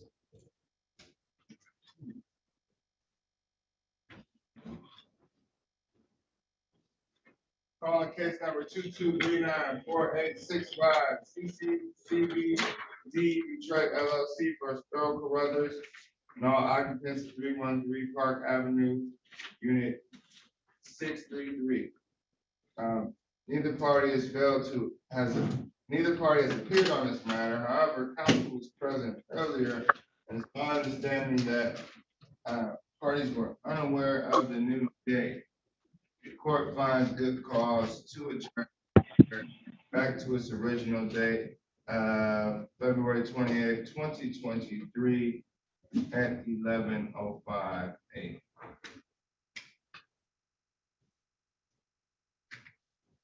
Parties re-entered. Who just re-entered?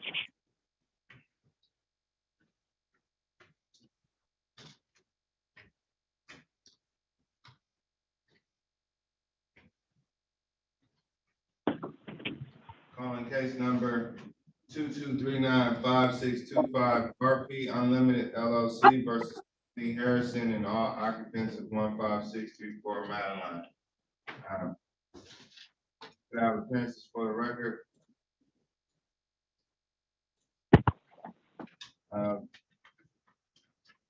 no party has appeared. Court is aware that these cases were put off from February 28th. This case will be rescheduled for February 28th. At 10:30.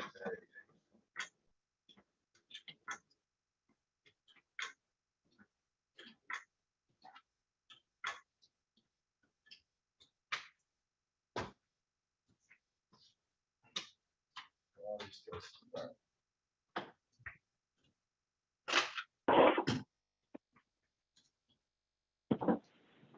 Mr. Jones and Mr. Lloyd, Yes, Your Honor. have you all had an opportunity to speak, correct? I'm sorry, I didn't hear you. I haven't, let's see, I'm trying to find Mr. Jones. Yes, this is me speaking. I'm sorry, Mr. Lloyd.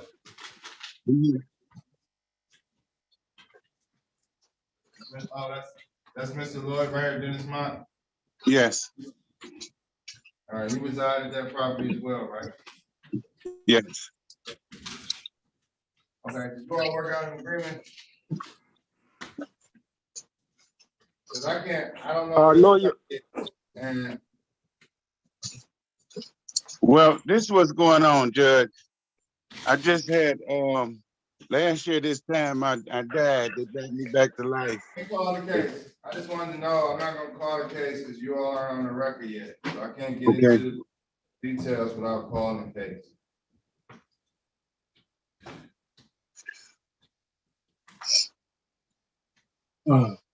Is anything ready to go with the consent agreement? I can call these defaults. Mr. Horka, I see you're back out. Yes, Your Honor, we're ready to go. Okay. And this is, and who did you just go in the breakout room with? Shayla Williams. Okay, back out. Yep. Okay. Shayla and Kayla.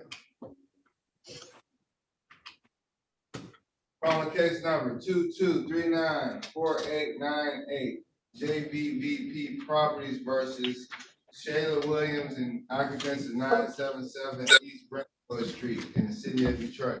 May I have appearances for the record? Good afternoon, Joe Horka, P75969, representing the plaintiff. Good afternoon. Ms. Williams, can you state your name for the record? Shayla Williams. And Mr. Mike, I'm gonna mute you. Thank you, Ms. Williams. Counsel. The parties are looking for a March adjournment. Ms. Williams is likely going to make a payment between now and the next court date. She is applying for an SER. I'm going to take a payment plan proposal to my client. So we're just working out some details to kind of resolve this at this point. Okay, March 3rd. March 3rd work. Ms. Williams, can you be back in court March 3rd? Yes, that's fine. All right, I'm gonna set this case for March 3rd at 9:30 a.m. Hopefully you all can work this out in the meantime. You got a sizable balance there. So just work hard and try to get it down and try to get a solution in the meantime. Good luck. Okay, thank you. Thank you. On case number 22394738. This is Gerson Septon versus Leon Hudson and all occupants. Can I have appearances? Good afternoon, Joe Horka, P75969, representing the plaintiff. Thank you. Good afternoon. Is Leon Hudson here? Anybody who lives at 7787 Memorial? All right, counsel, you may proceed. At this time, plaintiff would request a default judgment. There's a current balance of $6,598.12. 6,900. 6598 and 12 cents. 659812. Yep. All right, default judgment is granted. Please submit a ledger. Counsel. Will do. All right. Calling case number 22394560. This is GIOSUN LLC versus Robin Boozer and occupancy 20069 Goldburn Street, the city of Detroit. Parties appearance. Good afternoon, Joe Horka, P 75969. I represent plaintiff. Good afternoon. Robin Boozer. Does anyone live at 20069 Goldburn Street? Right, counsel, you may proceed. At this time, plaintiff requests a default judgment. I don't have an updated total, so I would be seeking to submit a ledger to verify that there's a balance due knowing. Okay. Thank you. Default judgment is granted. The court is aware that the balance is unknown at the time. However, noted to the court that he will submit a ledger, and in the event it is a zero balance, then the dismissal will be signed as well. And I stand corrected on this one. It's actually a termination of tenancy, so we'll just be submitting a proposed default with a move-out date. Okay. All right. Thank you for the correction. Thank you. And that is noted on the record. I'm calling, I believe, what is your last case? 22394734, Gerson 7 versus Anna Simmons, and occupants of 16505 Stanton. Good afternoon, Joe Horka, P 75969 on behalf of plaintiff. Good afternoon. Does anyone reside at 16505 Stansbury, the city of Detroit? Counsel, you may proceed. Based on the defendant's failure to appear, I'm requesting a default judgment. Current balance $7,540.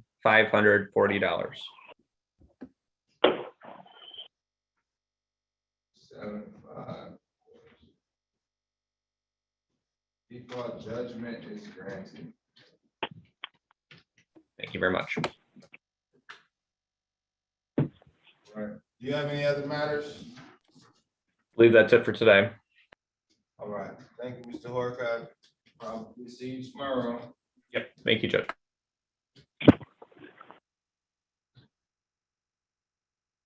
All right. So we have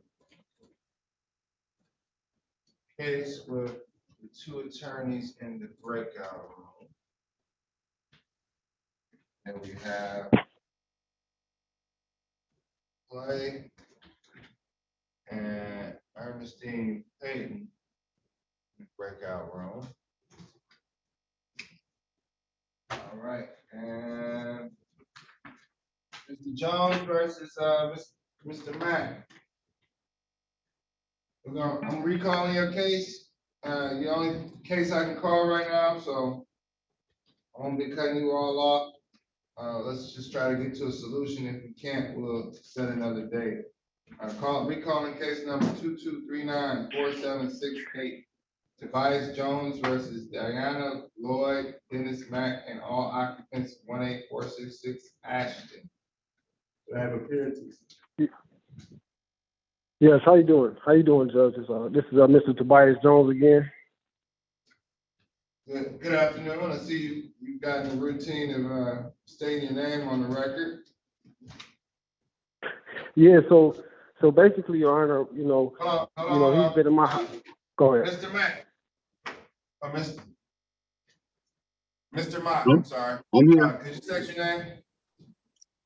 First name Dennis, last name Mock, M-O-C-K. All right. Okay, Mr. Jones, I cut you off, but you may proceed. And then I'm just warning you all, there's a court reporter that has to write everything down. So okay, don't speak too fast. They give each other a chance. Okay. We're not, so it's annoying over the phone. Just give each other a chance, whether you agree or disagree. We're in court. We'll figure it out. All right. So, Mr. Jones, you okay, first. okay. All right, yes, Your Honor. I apologize if I cut him off earlier. So this is the thing. Like I said, he owes rent, and I told him last year that I needed access to my home. I actually own a home. I need a place to stay, me and my family. So he had a surgery. He told me, let me get better. This was back in earlier last year. So I gave him extra time to be in there. So, and I've been told him I need my home. I need a place to stay myself. So, I haven't been getting my, my rent, and I basically just want him out of the home. He's saying he got to go into a shelter. This man wears $300-400 jeans, diamond glasses, all these things. I highly don't think that's true. I don't think that's true. All I'm asking, Your Honor, is I want my home back. That's all. Me and my family need a place to stay. I just want my home. There ain't nothing against him or nobody else. I was just, I'm not getting paid. I'm not getting paid for him being there. It was to mix it up with the Section 8, but at the end of the day, I just want to get him out of my home and get access to my home. That's all basically it boils down to. Mr. Lloyd, Mr. Mott. Yes. Is there a plan? Is there a plan to vacate? Eventually, yes, Your Honor. Now let me get back to the rent part. I didn't owe him anything. He denied my. Before we get to the rent, I didn't ask about the rent. Okay. Yes. When is the plan? Eventually, yes. I did end up having. I died this time last year, I just want to February. get these little short answers. Okay. Eventually, what date would you consider? I didn't have a specific date. I was waiting on my disability to kick in, and it should be in by March, no later than April. But me and Tobias, we had a good relationship. After the surgery, he came to me about 4 or 5 months after the surgery, and I had major surgery. They had to take my heart out and kill me for 20 minutes. It froze me in 15-degree weather. So I just asked him to give me time to heal. I still got to go through a bunch of things. I'm not done yet. I get my last MRI. It's April the 10th or something to determine if my chest is hit, closing back up. That's all I asked for, just time to heal. I didn't owe him no rent money, none of that. He denied my rent money. He didn't want it. He wanted me gone. And he know I understand that. But he know I'm not healthy. I'm sure he would take your rent money. He wouldn't take it. He doesn't want your rent money in lieu of you staying there. So it's either or though. It's either or, and the court is sympathetic to your conditions, but it's also sympathetic or empathetic to both sides. I'm impartial, and it sounds like you have a condition, and you're uncertain in when to leave, and Mr. Jones wants his property back. Mr. Jones, I'm going to do you. I'm going to put this back on the originally scheduled date. That's going to allow you to present the court with a deed, okay? Because you don't have a deed in this file. So even if you wanted to file an eviction, if you wanted to terminate, you would need a deed. You don't have a deed. If you wanted to demand payment, you need a lease. You stated to the court that you don't have a lease, but maybe you could present us with some type of agreement. So the originally scheduled date for this was the 28th. I want you all to stay in communication. It seems like we're getting better than we were 30 minutes ago, but stay on this. And I'm going to reschedule this back to February 28th for the originally scheduled date. And there needs to be some type, there's a note that says a deed will be presented by the 13th of December, posting to the court. And I don't see one in the file. I'm not sure if you submitted it, but I'm going to give you until the 28th to submit it. That should give you all more time to figure it out. So Mr. Jones, submit the deed. It's basically 20 days or 21 days, and we'll be back in court. Okay? All right. Okay, Your Honor, the last question is, I'm submitting the deed to, who am I submitting the deed to? You can drop it off at the second floor, or if you fax it, whoever has a fax machine, yeah. Okay. Fax it. Okay, that's fine. All right, that's fine. Come down here and submit it to the second floor is my best advice. And my Okay, non-legal I definitely advice. will. Thanks. You're welcome. Wish you all good luck. All right. All right, thanks. Mr. Scott, counsel, Yes, and, Mr. DeGard, how we We have an doing? agreement. Still, We're ready to internet go. still working? Okay. yes. And Miss Terry's busy, but we see her as well. You all right? Sorry, Your Honor. That's all right. So I'm gonna recall this case number 22394888. This is Patterson, Sine versus Brianna Rose Terry, and occupants of 14799 Woodmont. May I have appearances for her? John Scott, P24697, appearing on behalf of Patterson Cine. Mr. Cine, state your name for the record. Patterson Cine. Thank you, Mr. Singh. And Tony DeGard, P number 83521 here on behalf of defendants. She's on the Zoom screen right now. Thank you, Mr. DeGard. Briefly, Ms. Terry, could you state your name for the record? Yes, Brianna Terry. And is that Mr. Robert Cross?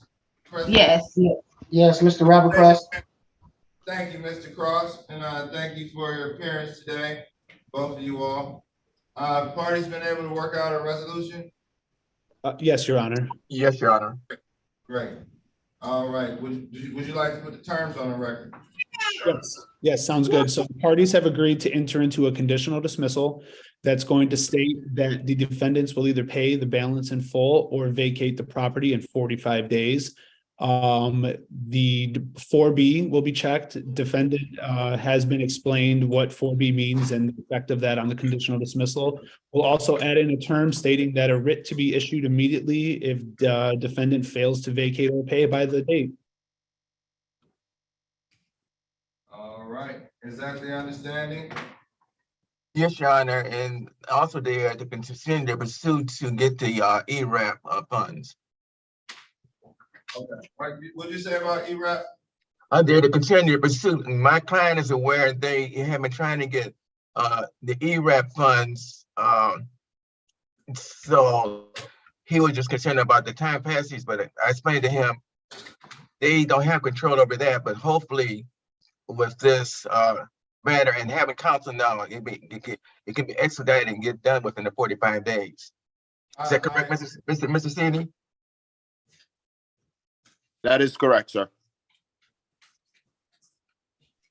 All right, and Ms. Terry, Mr. Cross, do you understand? Yes. Do you understand the agreement and the terms that were put on the record? 45 days to pay or vacate. Yes, Your Honor. I guess my only question would be what would be the terms that Mr. Patterson would want to like basically just cutting through the crap. If we can pay him, do we still have to leave? No. If you pay the balance in full before 45 days, you can stay. Okay. It's pay or move, one or the other. Yeah, so it's pay or vacate. So if you pay that balance, you're back to square one, or and just continue on. But if you pay, you have 45 days to vacate. Okay. So a payment would satisfy your balance, and then takes us out of this world and puts us back into just pay rent, versus having something attached to being able to evict you from this non-payment. Okay. Make sure you review the conditional dismissal when it's presented to you, but parties put the terms on the record. I would stress if you can seek funds from whoever, do it. And what's the total balance? 5,600. 5,600. Okay. So, Attorney, I do, Honor, I do have a question.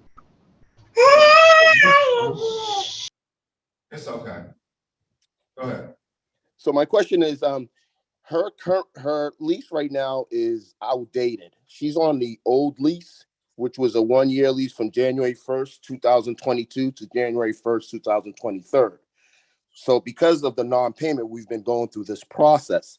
Now, if she does pay this by 45 days, we're lapsing in that agreement because there hasn't been a new lease put in place. I did send her a notice 30 days prior to the 1st to tell her that the rent will be increased. And this is all during that process. So I'm just asking you, what's the best way to handle that? Worst case scenario, best case scenario in relation to the lease. I have to defer to your counsel on that one.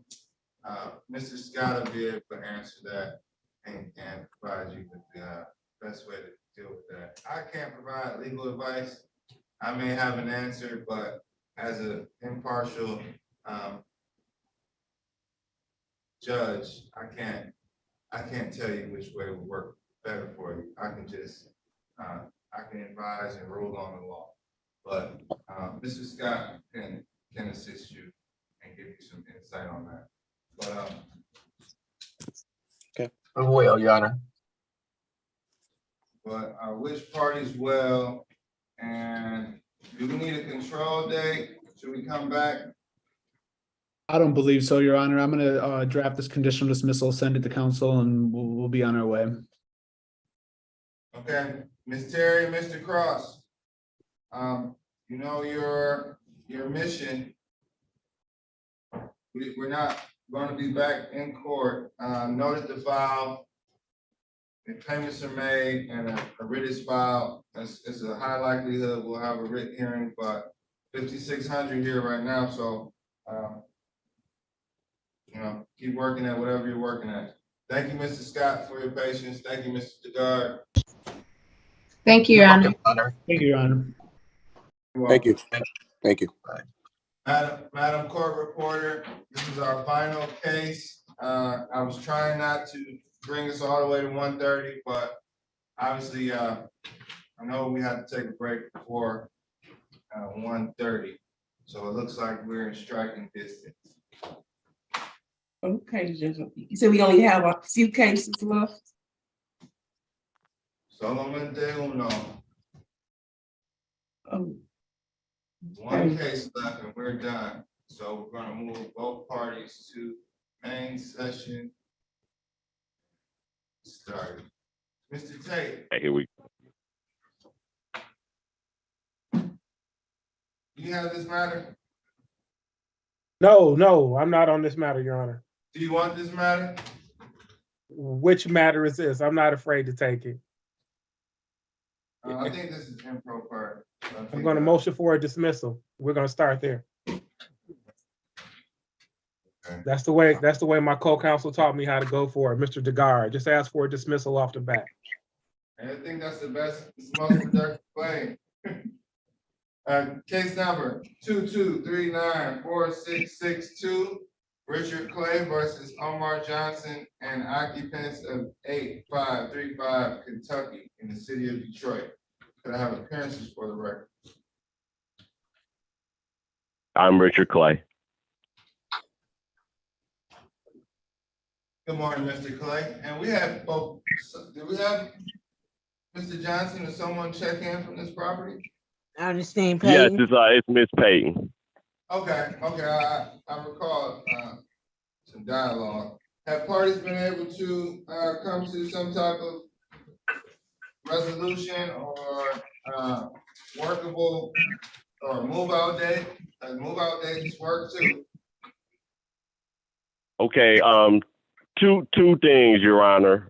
One, when we were I did we talked about the amount, and I did the January, December, November, October, but I didn't do February. So as we were talking, as opposed to $5,700, the amount owed was really $6,325. And only since she doesn't really have any way to pay it back anytime soon, what we discussed was 30 days to either get the amount paid or move out day March 7th. 30 days. And to she can pay speak for on that. vacate. Yes. And But is she that can your speak on that as to how she feels about that. Okay, Ms. Payton? Yes. Well, he didn't took enough time from me, so I'm gonna try. The 600 is gonna be paid today, and I got to March 7th. So I'm gonna try have at least 2,000 or close to 3,000 for him before that date. So I won't have. So this is important to know. It sounds like partial payment.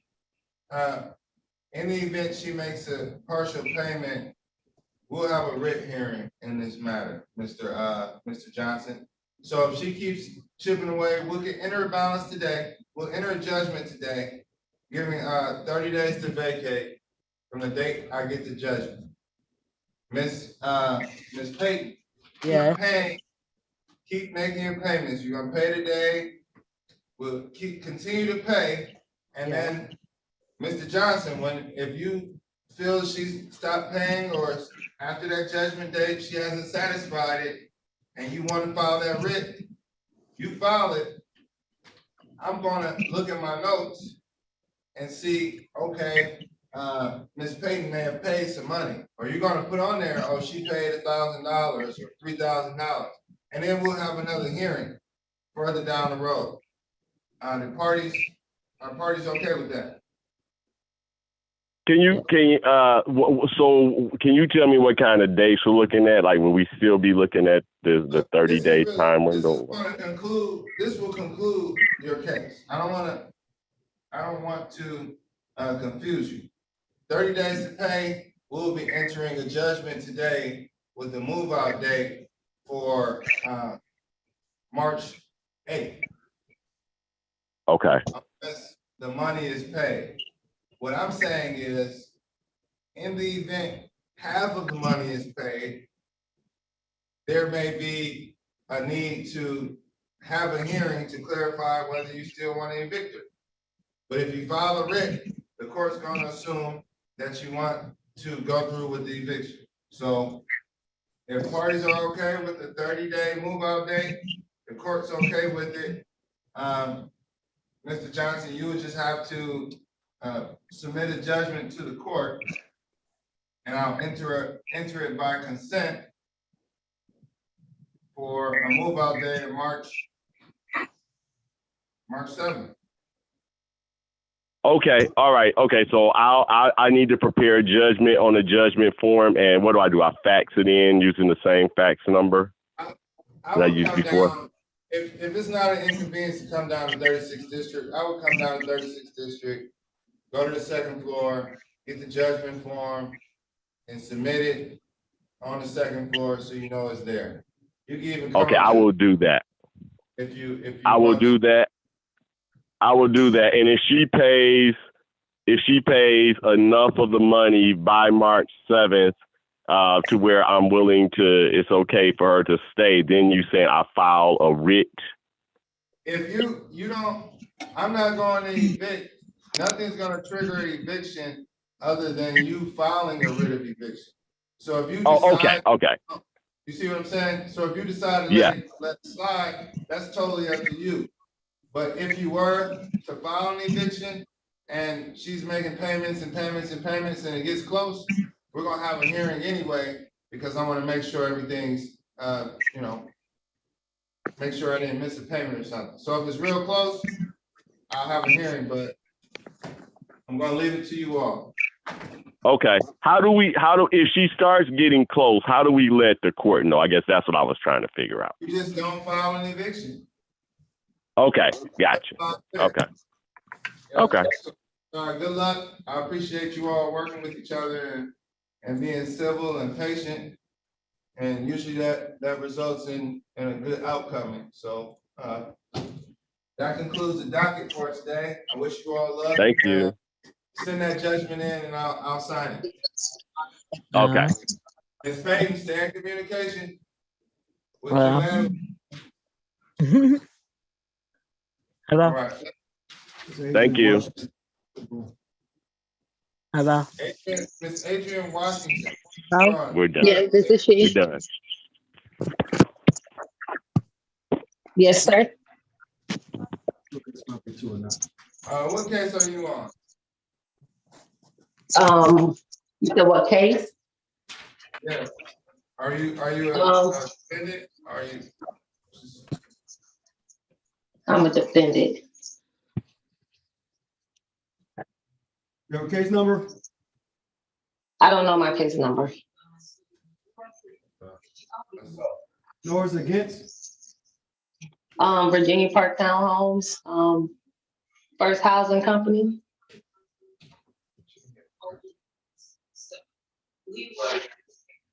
I don't know. I had moved out the house prior to my last court date.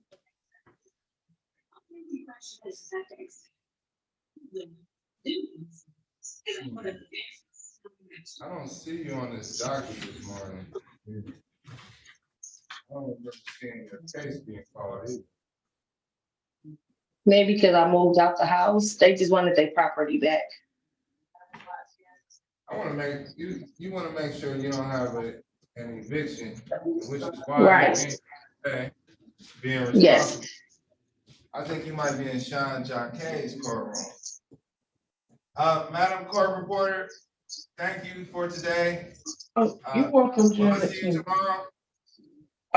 I never know in advance. Last minute for me. So maybe Judge, maybe not. Okay, you enjoy your day, Judge. Have a good one. All right, you too. Okay, bye. Bye.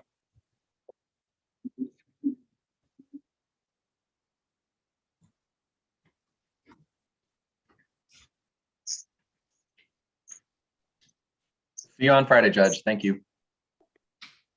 All right, thank you. I'll see you on Friday. Today went fairly smooth, I guess. Right? Yep. We got some things done. That's all that matters.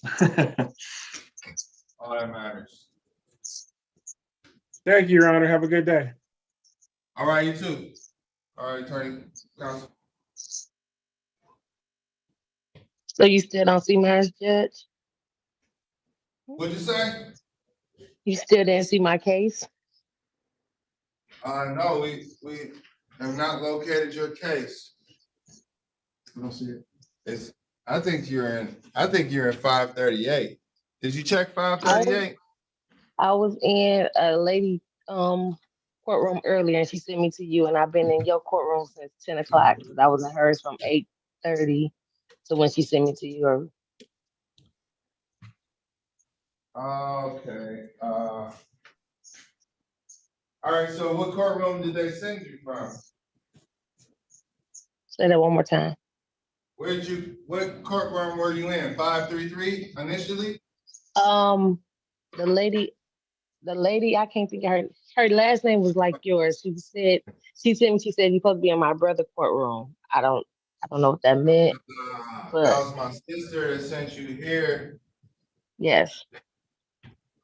And it's not shaking my head because of her, but I'm shaking my head because my docket says courtroom 533, and I'm in courtroom 436. The judge that was in courtroom 436 is in 538. So we've spent the last 2 days just sending people back and forth. I think you're in 4-3. I think you're in 538. Okay, is that dealing with the same matter? As far as in housing? It will be dealing with the same matter, yeah. Because now your case said you said Judge Sabree on it? Yes. It's just that I don't have the paperwork with me because I'm at work. What is your matter? Is this a it's a landlord-tenant case, right? Yes, it was basically they wanted their property back. I moved out the property and they told me just follow up with my court date. Maybe it's not today. Maybe your court It was date today. It was today How do you know? because it was day after my daughter's birthday, which her birthday was yesterday. So that's how I remember my court date. Happy birthday to your daughter, but Thank you. what if you had the court date wrong initially, even though? And then if they was to send me like a further, a paper in the mail stating that it changed or anything, I wasn't able to get it because I don't no longer stay in that house. And my mail is being basically transferred So within when the, did you know? When did you know of this court date? because I had went to court December 21st, and they gave me the court date for February 7th, February 7th at 8:30 in the morning. 8:30 in the morning. Yes. Adrian Washington. Yes. That's how you spell your name, right? ADRIENNE.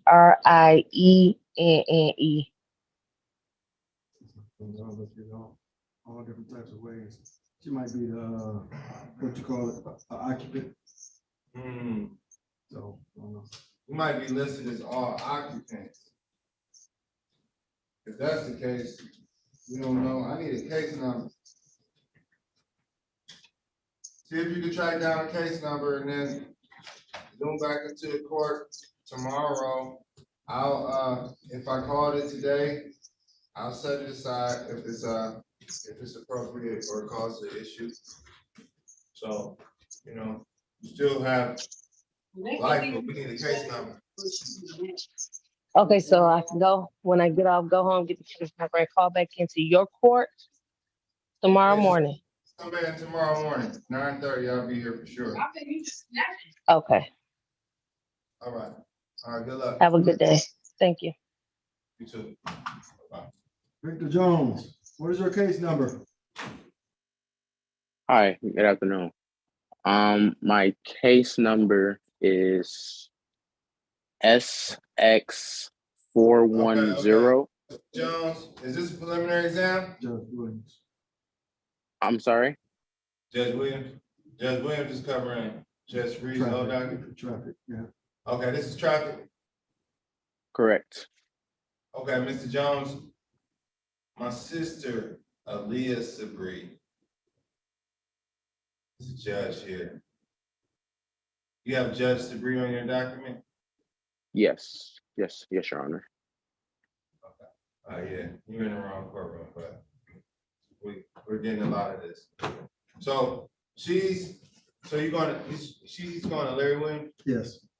Which courtroom is that? 332. Courtroom 332 is where you need to be. Is it still named as Aaliyah Sabree? Sure. Courtroom 332 is where you need to be. Just let them know you were in Judge Adam Sabree's courtroom. Okay. Because it's really in front of Judge Larry Williams, but it's gonna say Judge Aaliyah Sabree on yours. Right. Okay. So yeah. So when I went to the like, I followed the instructions from the postcard that I got. I clicked on. I see under here it says undefined 436 Honorable Adam Sabree. And that was the Zoom that I joined, and that's how I ended up here. This is my first time dealing with anything, so I'm sorry. Wow. No, that's cool. Well, first time for everything. I need you to go back to that screen and go into, I'm not sure if it says Judge Larry Williams or it might say something different. Aaliyah Sabree. Okay, yeah, go into Aaliyah Sabree's courtroom. Okay. Thank you. Have a good day. You're welcome. Let them know you were in my courtroom if they give you. Okay. Okay. Good luck. Thank you. Court is adjourned for the day.